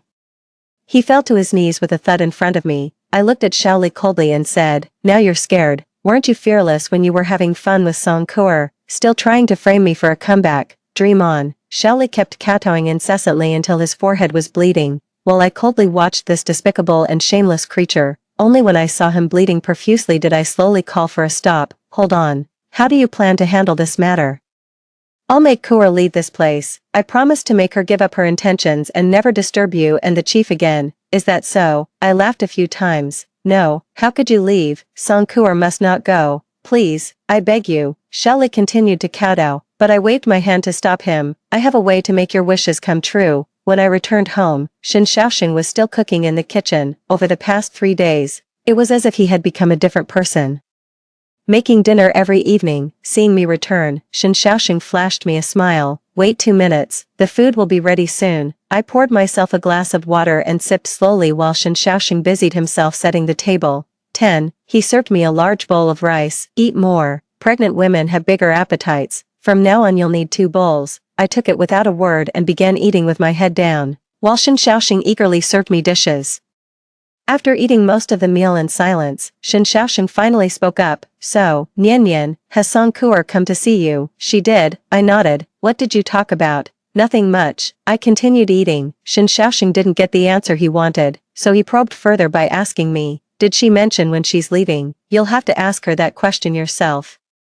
"I don't know." As soon as I finished speaking, Shin Shaoxing's expression froze slightly. I continued eating with my head down, knowing full well that Shin Shaoxing must have looked for Song Kuer but couldn't find her. If he couldn't find anyone, naturally he wouldn't know what Song Kuer told me. He was worried, which is why he came to fish for information. To be honest, his concern for Song Kuer was genuine. What a pity. I sighed inwardly. The sound of a car came from outside, and soon Shelly rushed in. "Chief, something's happened. Comrade Song is in trouble." Shin Shaoxing stood up abruptly, and I also put down my chopsticks to look at him. Shin Shaoxing didn't look at me. His gaze fell on Shelly, staring at the injury on Shelly's forehead, his expression turning extremely grim. "What happened?" Shelly didn't dare to look at me, keeping his head down while pretending to wipe tears. "It's something very serious. Her uterus was removed, And she's now unconscious in the hospital, Chief, Comrade Song, she's in such a terrible state. Hearing Xiaoli's words, Shen Xiaoxing wore an expression of disbelief. How is that possible? How could something like this happen out of nowhere? Chief, you should go to the hospital right away. As Xiaoli's voice fell, Shen Xiaoxing immediately started walking.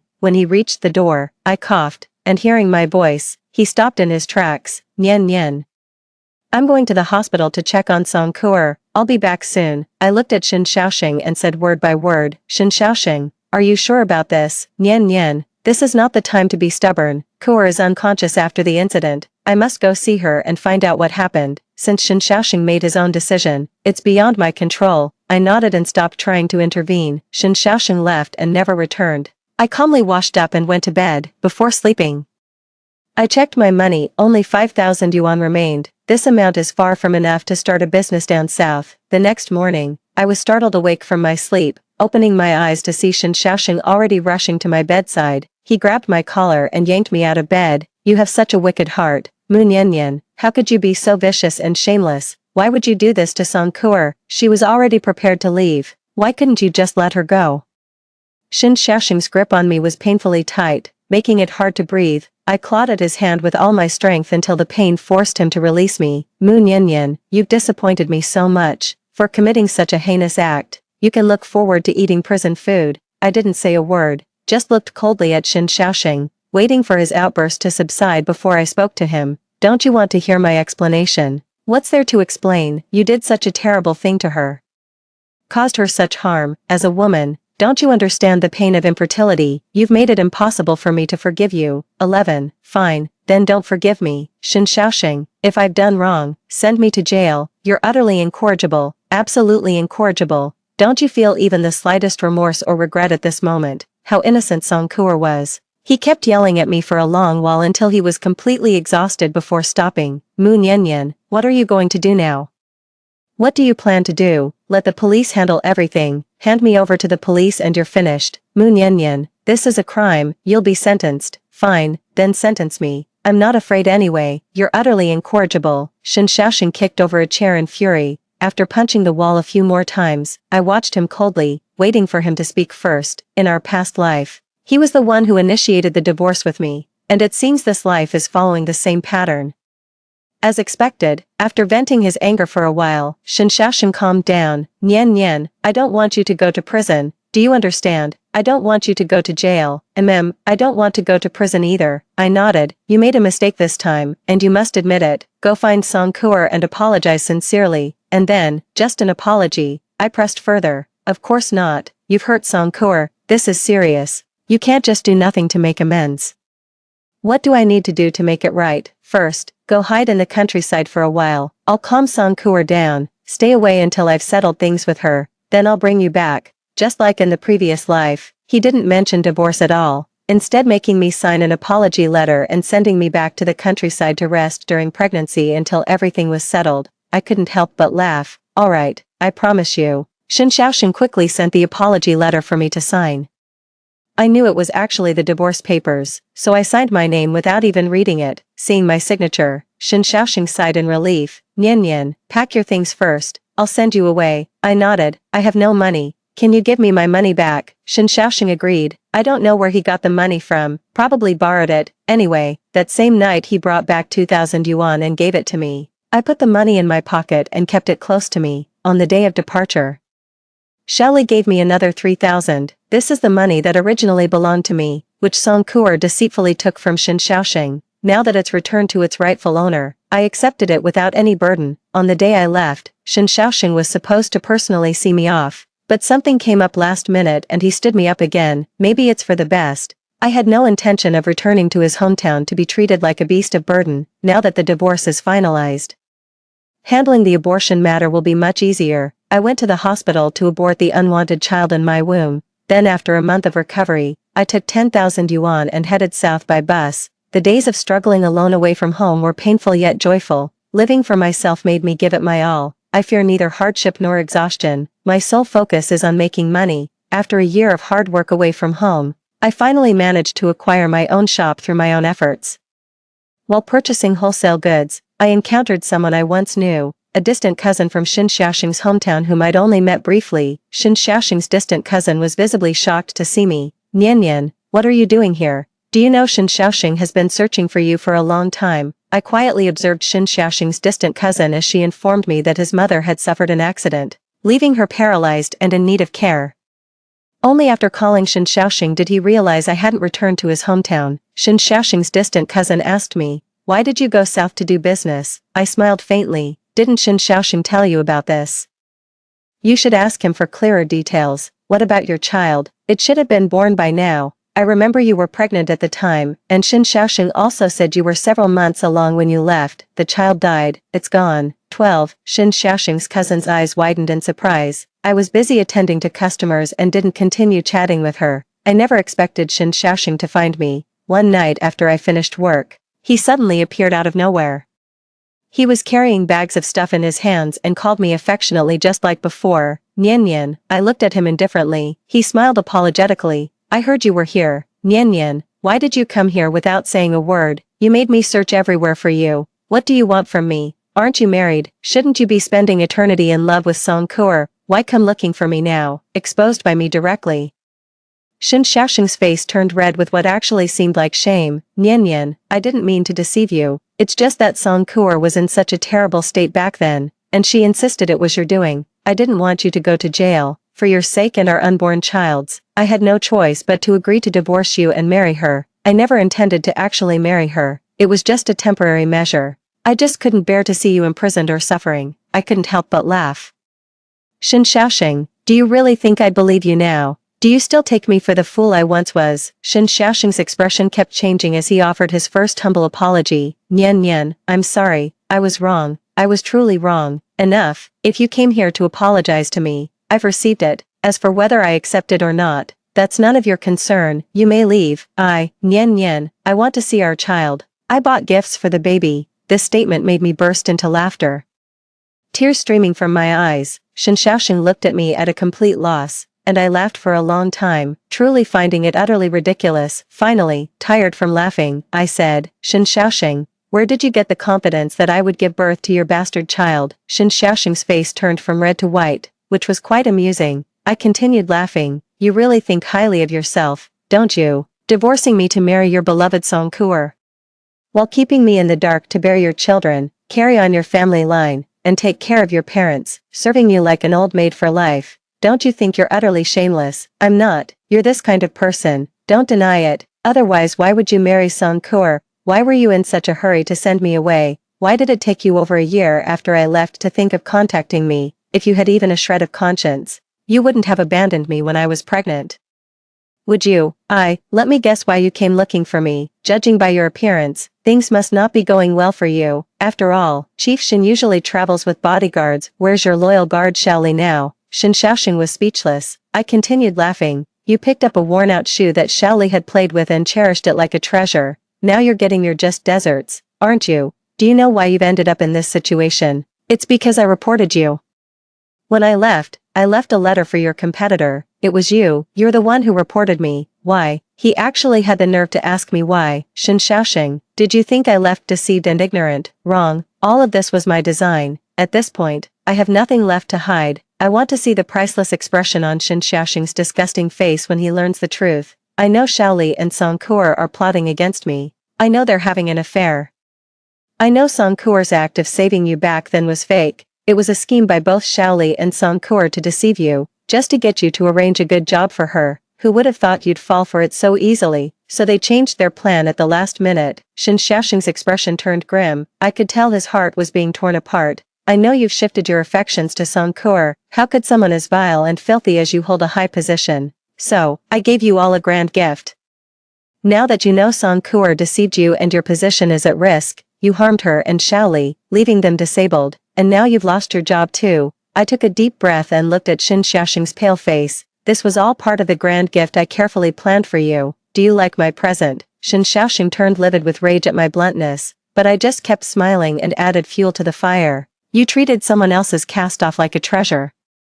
Then lost your chance at promotion and wealth because of that trash, and now you dare dream of getting back together with me. even expecting me to bear your children. What gives you the right, your audacity? Shen Xiaoxing jumped up in furious desperation to hit me, but I wasn't about to tolerate it. Help, assault, harassment, screaming. I delivered a heavy kick to his groin. Shen Xiaoxing doubled over in pain as bystanders gathered upon hearing my cries for help. I accused Shen Xiaoxing of assaulting me, and soon well-meaning citizens escorted him to the police station. Once an esteemed figure, the now destitute Shen Xiaoxing finds no one willing to indulge him. He was fined, reprimanded, and detained overnight before being let out in disgrace. He lost his job, lost everything, and then his mother at home had an accident. Shen Xiaoxing still wants to keep using me as his fool, thinking I love him and can be deceived by his sweet words. But having lived a second life, how could I possibly jump into that fire pit again? Shen Xiaoxing didn't leave, he stayed here the whole time, seeing my business was doing well. He even schemed to make me change my mind, but heaven couldn't stand it anymore. One rainy night, he got hit by a car and lost both his legs. Shen Xiaoxing became disabled, destined to spend his life in a wheelchair. This was his retribution. He had tried every means to get me to visit him. I refused. I've already seen his fate, and I'm satisfied. There's no need to disgust myself again. From now on, I'll walk my flowery path while he lives his destitute life. Perfect. Story 2. To test whether Wen Bian was truly loyal, his girlfriend drugged him with aphrodisiac and then quietly left. After the drug took effect, his face turned flushed, his breathing became heavy, and his frustrated eyes were wet. Filled with uncontrollable lust, he said in a hoarse voice, "Jian Rao, help me." His voice trembled slightly, and it strongly tugged at my heartstrings, but I just turned around, closed the door, ran to the bathroom, took out my phone, and called 110. I whispered, "Hello, my friend seems to have been drugged. Please come quickly. The address is..." Outside the door, my childhood friend was still pleading pitifully. "Jian Rao, since we were young, didn't you like me the most? How could you bear to see me suffer?" He didn't know that liking him was something from my previous life. He also didn't know how miserable my end was in the previous life. In this life, how could I possibly repeat the same mistakes? Dong, dong, dong. There was a knock on the door. My body reacted faster than my mind. Before I could even think, I opened the door. Wen Bian was standing outside the door, his face flushed. Breathing heavily and roughly, his eyes were blurred, his expression pained and frustrated, his eyes were wet, even though he was trying his best to suppress it. The uncontrollable lust could still be seen. I was stunned. Wasn't this the scene from my previous life? Wen Bian said in a hoarse voice, "Jian Rao, help me." His voice trembled as he spoke, and anyone could tell how hard he was enduring. His appearance of trying to restrain himself yet helplessly begging strongly tugged at my heartstrings. But after I came to my senses, scenes from my previous life flashed through my mind at high speed. It was as if someone was choking my throat, and I couldn't catch my breath for a long time. When Bian in front of me spoke again, "Jian Rao, please help me." "Okay." His voice, mixed with lust, pulled me back to reality, before his hand could touch the back of my head. I immediately closed the door and ran into the bathroom. I quickly turned on the faucet, then took out my phone and dialed the police number. The call was quickly connected, and I whispered, "Is this 110? My friend seems to have been drugged. Please come quickly. The address is..." When I came out of the bathroom, when Bian outside the door was still pleading pitifully, he slapped the door forcefully, his voice irritable and pitiful. "Jian Rao, since we were young, didn't you like me the most? How could you have the heart to watch me suffer? Jian Rao, help me. I can't hold on any longer." His voice became hoarser and hoarser, his breathing more and more rapid, and the sound of slapping the door became softer and softer. It seemed that he really couldn't take it anymore, but I still sat firmly in the room, not willing to move a single step. When Bian didn't know that I had liked him in my previous life. He also didn't know how miserably I died after being forced to be his antidote out of worry in the previous life. 2. Cold sweat oozed from my palms. I reminded myself over and over again, "Jian Rao, you must never repeat the same mistakes." When Bian, who had been quiet outside the door for a few minutes, became irritable again, he started ramming the door, trying to break in. I smashed a bottle of beer and tightly held the broken beer bottle, thinking that once he rushed in, I would stab him directly. In short, no matter what method I used, I didn't want to repeat the tragedy of my previous life. Why haven't the police come yet? Bang, bang, bang, again and again, one sound after another. Even the wall slightly shook as the door frame was hit. Looking at the door that shook more and more with each impact, my heart was in my throat. Crash, the door was finally knocked open. Broken wood and shattered wood chips, mixed with falling wall plaster. Spilled all over the floor, the door hung crookedly on the door frame, swaying creakily. When Bian's eyes were blood red as he walked towards me step by step, he mumbled incoherently, "Jian Rao, don't be afraid, help me, it'll be over soon, and you'll feel good too." I was forced back into the corner, and I still couldn't avoid the distance between him and me shortening continuously. Finally, he came in front of me. I held half of the beer bottle in the direction of him. My voice filled with a thick sobbing tone, "When Bian, don't come any closer. What do you want to do? I'm scared. If you come any closer, I won't be polite to you. Step back, go back, please." When Bian had a strange smile on his face as he muttered to himself, "Jian Rao, didn't you like me the most? How could you bear to hurt me? Right, help me, it'll be over soon." As he spoke, he reached out and grabbed my collar, trying to tear my clothes, and I also seized the opportunity.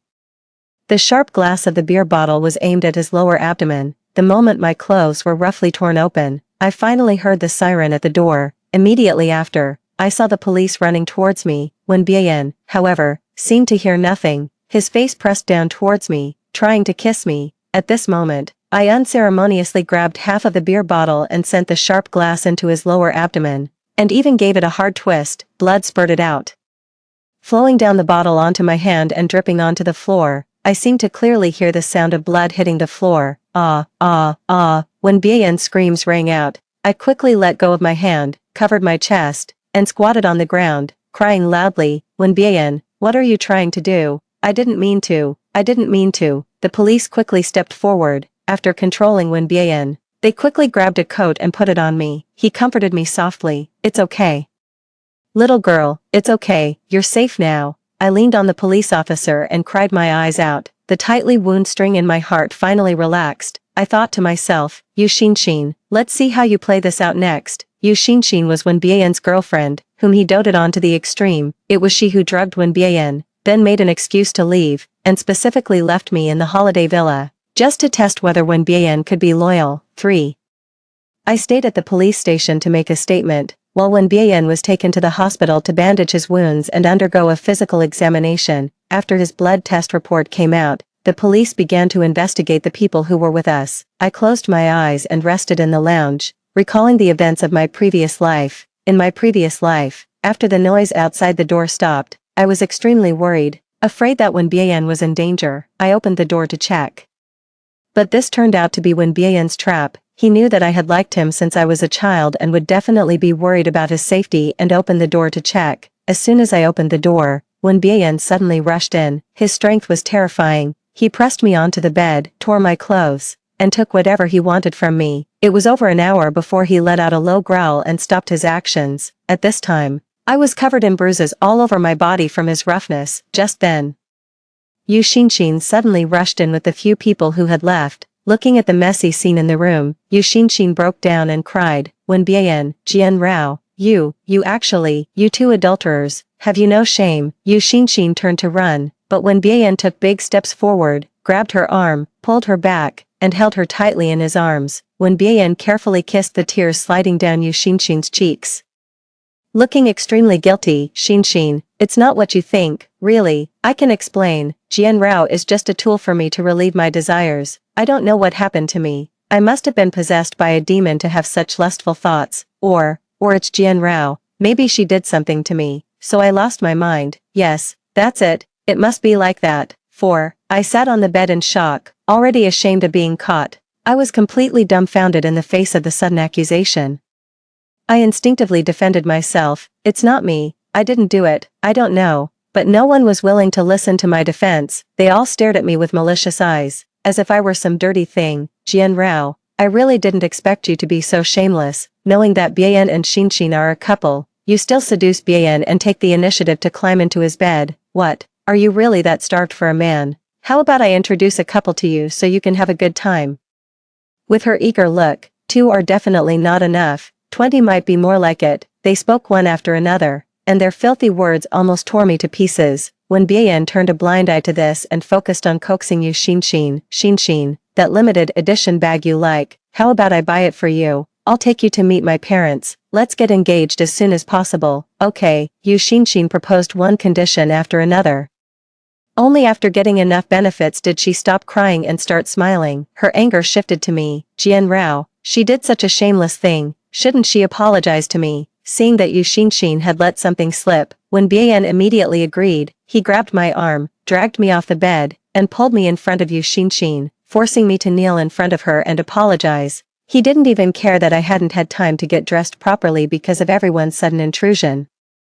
The blue-purple marks on my body were exposed in front of everyone, and they sneered, Jian Rao, I didn't know you liked such kinky things. After humiliating me enough, Yu Xinshin and Wen Bian left in an embrace, leaving me alone, at a loss. My heart was like dead ashes. Because I was too ashamed to speak up, I didn't even dare to call the police and could only pretend that this incident had never happened. From that day on, I completely distanced myself from Wen Bian and hid alone to heal my wounds, but they wouldn't let me go. One day, Wen Bian sent me a message, asking me to go out. He said, Jian Rao, I want to apologize to you. To give myself an explanation, I chose to go to the appointment, but what I didn't expect was that this was simply a well-planned trap by him. 5. In order to show that he had no feelings for me, Wen Bian asked me out in the name of apologizing.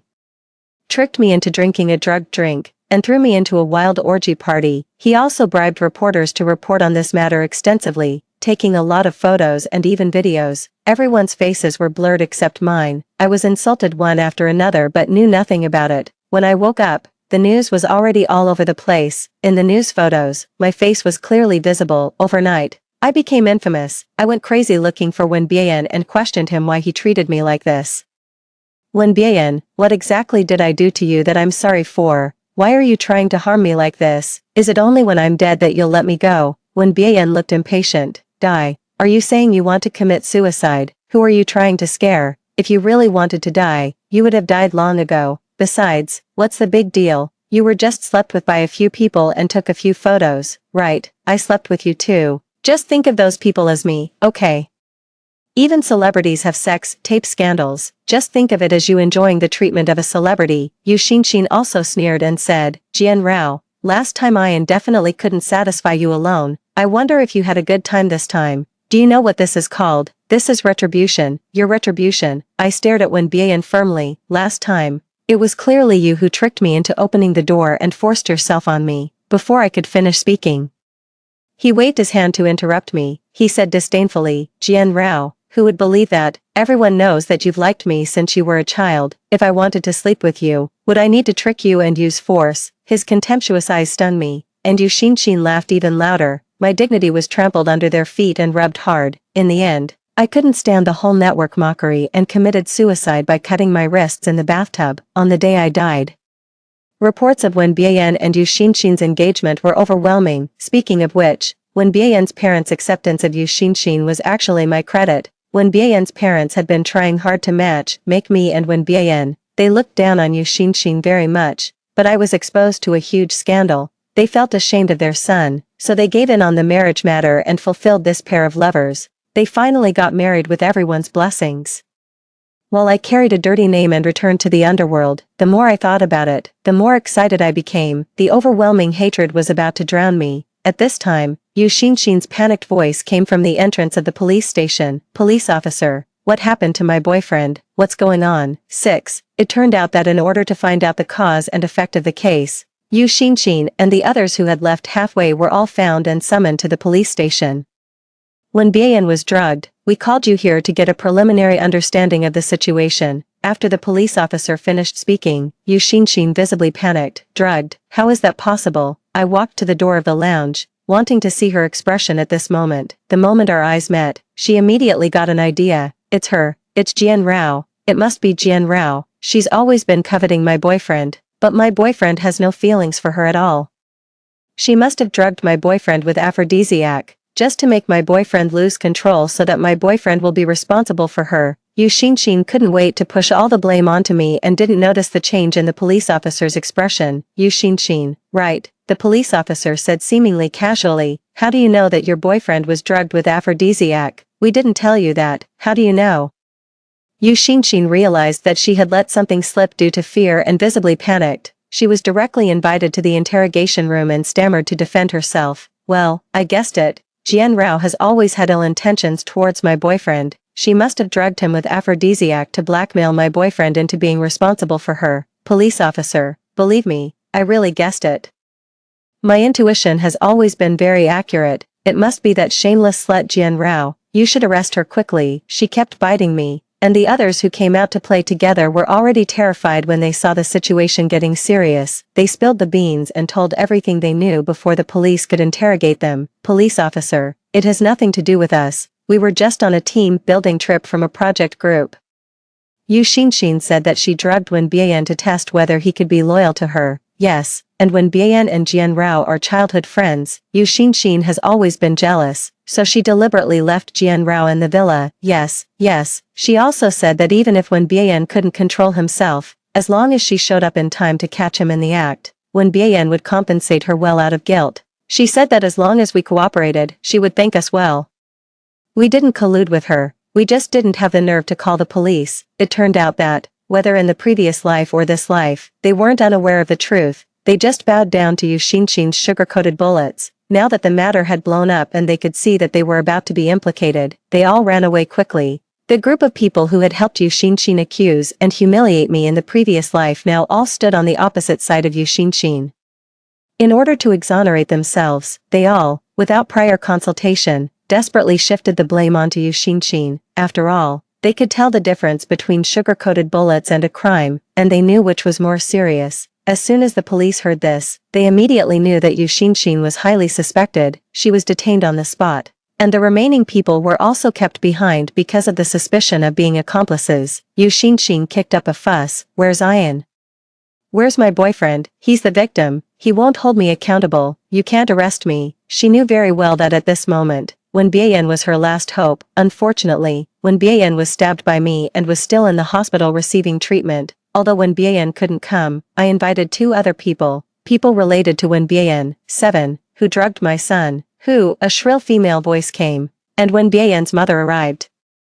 Behind her were Wen Bian's father and their family lawyer. As soon as Yu Xinxin saw these 2 people, her legs immediately went weak. I understood what she was afraid of. She really wanted to marry Wen Bian, but if the Wen family knew that she had drugged Wen Bian, then marrying Wen Bian would just be a dream for her. Wen Bian's mother locked her eyes on Yu Xinxin, strode over, and gave her 2 hard slaps on both sides of her face. She's clearly not a good person.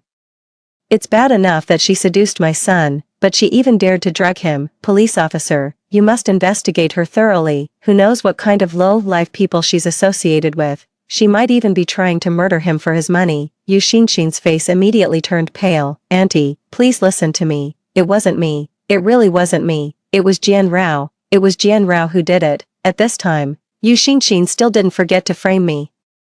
But she was retorted by Wen Bian's mother. Rao grew up under my watch, and she's the daughter-in-law I approve of. If she wanted to sleep with my son, I would even wash my son clean and send him to her bed overnight. Tell me, where would she need such despicable means? Yu Xinxin was taken away and detained, and the scene finally quieted down. Wen Bian's mother reached out and hugged me, looking full of chagrin. She apologized to me. Rao, were you scared? I'll ask your uncle when to break Wen Bian's legs later to vent your anger. This brat, how dare he treat you like that? Uncle Wen also said to me, I'll definitely make Wen Bian apologize to you properly later. However, instead of waiting for the apology, I received Wen Bian's accusation. 8. After learning that Yu Xinxin was detained, despite the wound on his lower abdomen, Wen Bian quickly rolled off the hospital bed. He pointed at my nose and cursed. Jian Rao, what do you mean? Why did you send Xinxin to the police station? The person who almost hurt you was me, not Xinxin. Why are you causing trouble for her? Xinxin is a girl, and she's been locked up in there for a whole day and night. I don't know how scared she must be. No, I have to go and save her. As he spoke, he pulled out the infusion needle on the back of his hand and was about to run out. Uncle Wen couldn't stand it anymore and slapped him hard, knocking him down on the hospital bed. Seeing this, I held back my nausea and tried to persuade him. Uncle Wen, stop hitting him. It's all my fault. I meddled in things that weren't my business. But at that time, I saw that Wen Bian's condition was clearly not right. I was worried that something might go wrong with his body and that he would miss the best treatment opportunity, so I called the police for help. Mentioning this, Wen Bian's mother threw a stack of test reports in Wen Bian's face. You can't tell right from wrong. Take a good look, see how harmful that drug is to the body. If you had taken more of it, you would have already had kidney failure by now. Rao Rao saved you out of kindness. It's bad enough that you don't appreciate it, but you even dare to scold her. I think you really need a good beating. Apologize to Rao Rao, not just for today's matter, but also for that day. How could you have set your sights on Rao Rao if the police hadn't arrived in time? The consequences would have been unimaginable. When Bien turned his face away and mumbled in a low voice, what consequences could there be? Jian Rao has always liked me, even if I did something to her. Wouldn't she be happy? Uncle Wen was so angry when he heard this that he raised his arm again. When Bien put on a pitiful expression, Dad, if you want to hit me, go ahead, but you must help me get Xin out. Otherwise, I'll tell the police that I took the drug voluntarily and that none of this has anything to do with Xin. I don't believe that you would just stand by and watch me go to jail. Mom and Dad, it was Jian Rao who hurt me. Not only do you not speak up for me, but you're even taking her side. I'm your biological son. Xin is your future daughter-in-law. Jian Rao is just an outsider. But before Uncle Wen's slap could land, when Bien was brutally punched and kicked by a black figure that rushed out, his nose and mouth were bleeding, and he saw stars. He was staggering and couldn't even stand steadily. I took a closer look and saw that my dad had come. As soon as I saw my family member, my tears couldn't be held back any longer and flowed down like a burst dam. Dad, I cried and threw myself into his arms. Why did you come so late? I'm so scared. Dad, my dad held my shoulders and looked me up and down several times. After confirming that I wasn't injured, he hugged me tightly, while patting my back to soothe my emotions. He said sternly, Wen Bien, this is attempted rape, isn't it? You still can't say anything decent. I'm telling you, I'm going to send you to jail and make sure you serve a long sentence. The Wen family's parents knew they were in the wrong and didn't dare to speak up too much for Wen Bien. Uncle Wen shouted angrily, Wen Bien, apologize now. Wen Bien reluctantly said sorry. My dad was so angry that he laughed instead. Is that an apology? Seeing this, Uncle Wen kicked Wen Bien in the back of his knee. Wen Bien was caught off guard, and his knee hit the ground heavily, making him kneel right in front of me. His eyes turned red from the pain. He was full of resentment but didn't dare to say anything. My dad protected me behind him and said, just kneeling isn't enough. It can't be that easy. Let me say it again. I've already reported Wen Bien for attempted rape. Everything will be decided by the court. Wen Bien panicked instantly. Mom and Dad, I won't really be arrested and sent to jail, will I? I don't want to go. I don't want to go. 9. My dad took me away. Since the Wen family's parents knew they were in the wrong, they didn't dare to stop us. They could only watch as my dad and I gave Wen Bien a good beating and then left with our heads held high. They had already felt sorry for Wen Bien being drugged, and seeing their son in such a bewitched state, they naturally hated Yu Xin to the core. No matter how much Wen Bien made a fuss, they refused to let Yu Xin go. However, with their efforts, Wen Bien wasn't detained and stayed outside to recuperate from his injuries. Wen Bien couldn't persuade his parents and secretly came to me. Jian Rao, I really don't understand. Why do you have to pursue this? What's there for you to pursue? I didn't do anything to you. Besides, you stabbed me. If anyone should pursue this, it should be me holding you accountable, right? Moreover, if I had agreed to sleep with you, shouldn't you be happy? What are you playing at now? I took a deep breath and once again confirmed the fact that Wen Bien was mentally ill. I took a moment to calm down and then kicked him hard in his still unhealed lower abdomen, because I put all my strength into that kick. His wound was torn open by me, and the bright red blood quickly soaked through his clothes. I squatted down on the ground far away, holding my head, and shouted loudly, don't come near me, Wen Bien, don't come near me. I looked so terrified as if I had been greatly stimulated. My dad rushed over in a hurry, seeing this.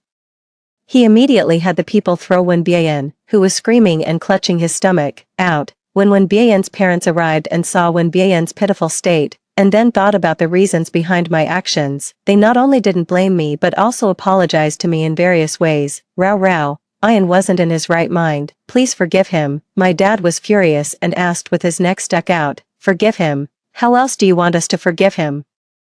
I didn't directly beat him to death, and my daughter didn't stab him to death. Isn't that forgiving him? When Bien's parents left in disgrace, I was also very annoyed. I should have stabbed him deeper at the beginning so that he wouldn't be able to come and pester me so soon. Looking at Wen Bien's miserable appearance, the Wen family's parents hated Yu Xin even more. Under the pressure from the Wen family's parents, the case was soon put on trial. Yu Xin was sentenced to 4 months in prison for buying and selling controlled drugs, drugging someone, although no serious consequences had occurred. In addition, since Wen Bien had issued a letter of forgiveness, she received this relatively light sentence, although Wen Bian was the one who had committed violence. He was also the victim in this case, and his behavior and consciousness weren't his true intentions. He only needed to provide me with economic compensation. After thinking about it, I convinced my dad to accept the judgment result. Anyway, it wasn't possible for them to pay a heavier price for this matter. It was better to let them out earlier so that I could get my revenge on them sooner. After all, I really wanted to get rid of the two of them, and I really didn't want to wait too long. I had to think carefully about what exactly I should do. 10. During these 4 months, in order to make Wen Bian forget about Yu Xinxin. Wen Bian's parents introduced many girls to him. There were sexy girls, cute girls, fit girls, and intellectual girls. They came in all shapes and sizes. They hoped that one of them would catch Wen Bian's eye and pull their son back from the brink. Unfortunately, their wish wasn't fulfilled. I had already spread the news that Wen Bian had been drugged by his girlfriend and had almost made a big mistake. Yet he still doted on his girlfriend.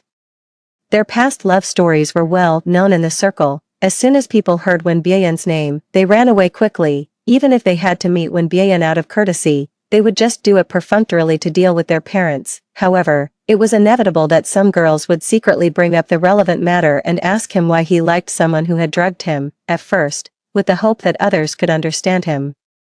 Wen Bian would tell them about his past love stories with Yu Xinxin. When I first met her, I casually said that I was hungry. Instead of taking me to an upscale restaurant to spend money, she took me back to her home and cooked me a bowl of instant noodles herself. You know, she was the first girl who was willing to cook for me. Even my mom has never cooked noodles for me herself. That bowl of noodles made me feel the taste of home. He talked on and on. But the girls were all left speechless. The way they looked at Wen Bian became strange. Indeed, with such deep feelings, if people didn't know better, they would think that Yu Xinxin had saved Wen Bian's life. It was all because of a bowl of noodles. It was really hard to understand. It could only be said that like attracts like. Wen Bian would also tell them, Xinxin is in jail because I'm useless. I couldn't protect her. It's also because Jian Rao is being unrelenting and insisting on causing trouble. Clearly, she's fine, but she won't let us go. If it weren't for her calling the police, there wouldn't be so many problems. The girls' views on right and wrong were completely shattered. Gradually, the news that Wen Bian might be mentally ill spread, and everyone looked at him with curiosity, compared with others. Wen Bian thought that other women were all mediocre and only Yu Xinxin could understand him. Only Yu Xinxin was his destined other half. He wholeheartedly waited for Yu Xinxin to be released from prison so that they could rekindle their relationship. Wen Bian's parents were so worried about this that their hair turned white. The short 4 months passed quickly, and Yu Xinxin was about to be released from prison. Wen Bian wanted to pick Yu Xinxin up from prison in person, but his parents stopped him and locked him at home. This was exactly the opportunity one needed. 11. Yu Xinxin, who was sitting opposite me, was full of hostility. Jian Rao, did you come here to laugh at me? I shook my head and put on a sincere expression. Of course not.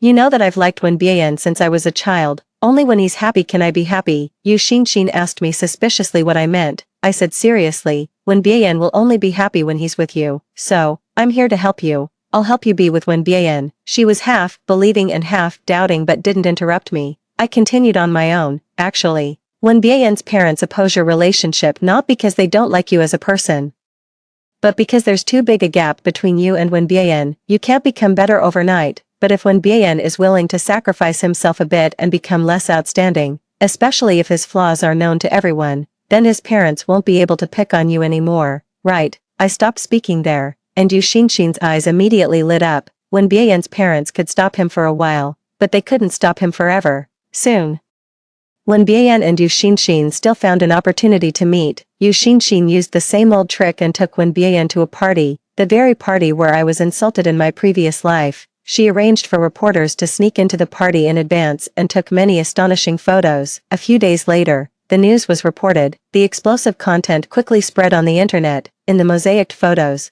Wen Bian's face was clearly visible. The news of the son of the boss of Wen's group participated in an orgy party quickly fermented, bringing a fatal blow to Wen's group, which specialized in wedding business. Wen Bian became infamous overnight and, under the reinforce of tabloids, became a well-known lecher. Wen Bian's parents were in a hurry and reported the case overnight, saying that their son had been tricked into such a place. The spearhead was directly pointed at Yu Xinxin. The police quickly raided this stronghold and found a large number of contraband items used for entertainment. Among them was the same drug that Yu Xinshin had given Wen Bian last time. According to the confessions of those people, Yu Xinshin had not only bought the drug that one time. Some drugs could make girls fall into a coma and have no memory afterwards, and some could make men lose control of their animal instincts. She not only sold drugs but also once helped others bring many drugged girls here and earned a certain amount of money from it. Yu Xinshin was arrested again in accordance with the law and was sentenced to 3.5 years in prison 2 months later. Despite the facts in front of him, Wen Bian still refused to believe. He always firmly believed that all of this was framed on Yu Xinshin by his parents and me. In his eyes, Yu Xinshin was a perfect and pure girl.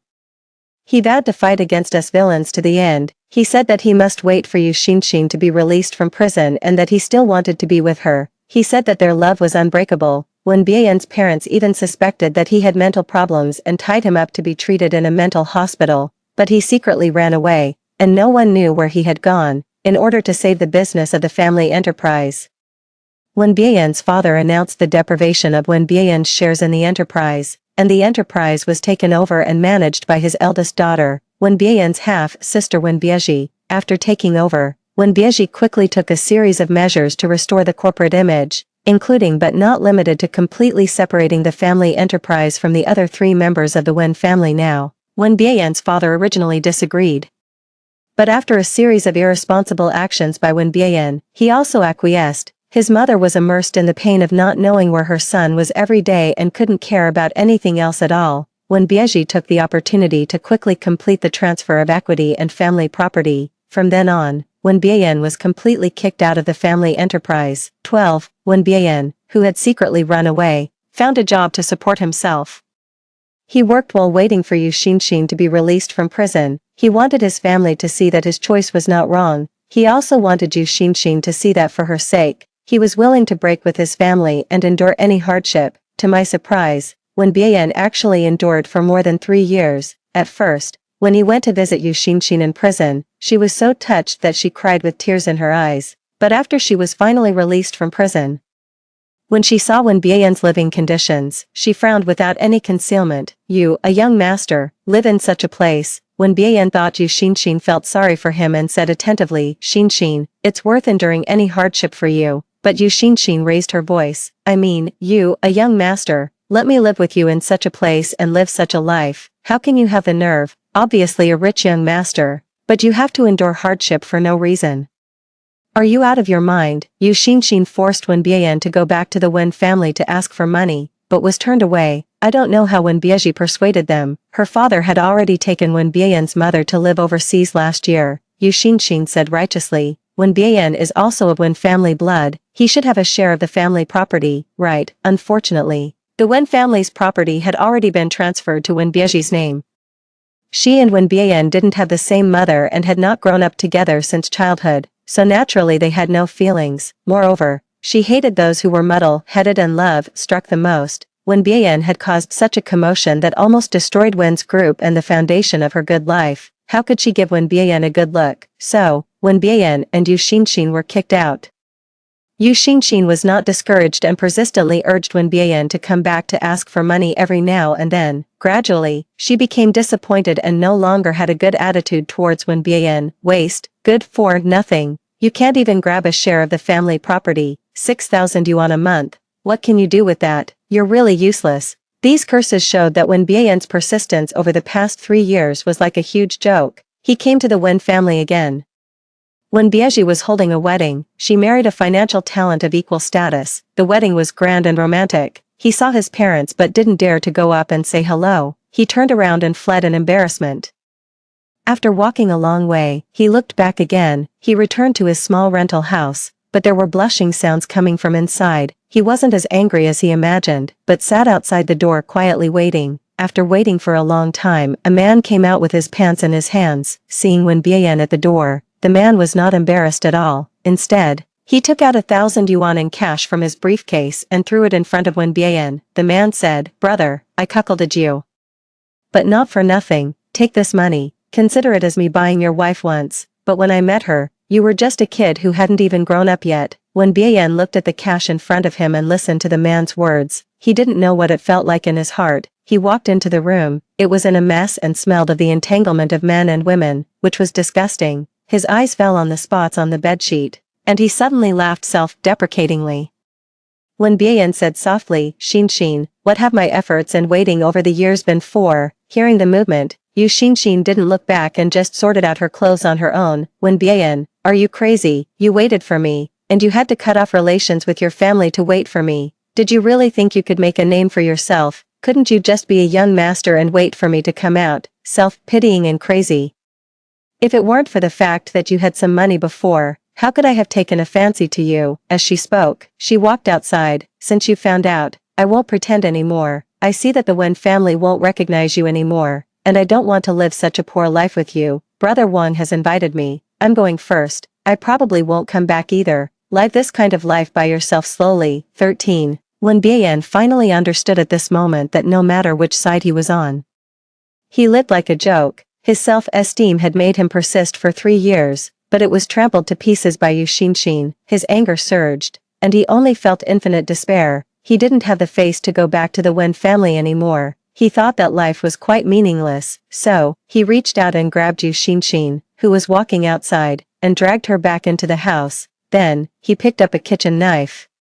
His appearance of trying to restrain himself yet helplessly begging strongly tugged at my heartstrings. The guests were full, and it was grand, romantic, and very decent. He thought that his life should have been like this originally, right? He thought of me, later. He laughed self-deprecatingly. How could he still have a life? When Bian raised the kitchen knife again and aimed it at his carotid artery, later. Based on the tip off from the masses, the police found 2 corpses in a residential house. The man killed the woman with random knife strikes and then committed suicide. According to the descriptions of the surrounding neighbors, the woman had multiple extramarital affairs. The police suspected it was a crime of passion. The police contacted Wen Bieji. Wen Bieji dealt with the aftermath perfunctorily and didn't let her father and her step-mother know. Anyway, he had been missing for so many years, why add to their troubles?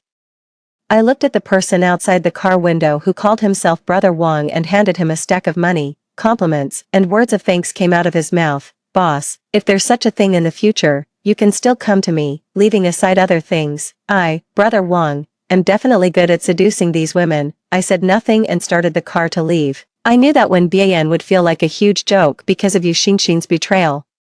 I knew that he wouldn't go back to his parents for help and would only have the intention of death. In my previous life, I liked him for so long. I knew him better than he knew himself. It's just that he never knew. The deep love I had for him that he trampled on finally became the axe that fell from above his head and the sharp sword that pierced through his chest, ending his life and getting justice for me.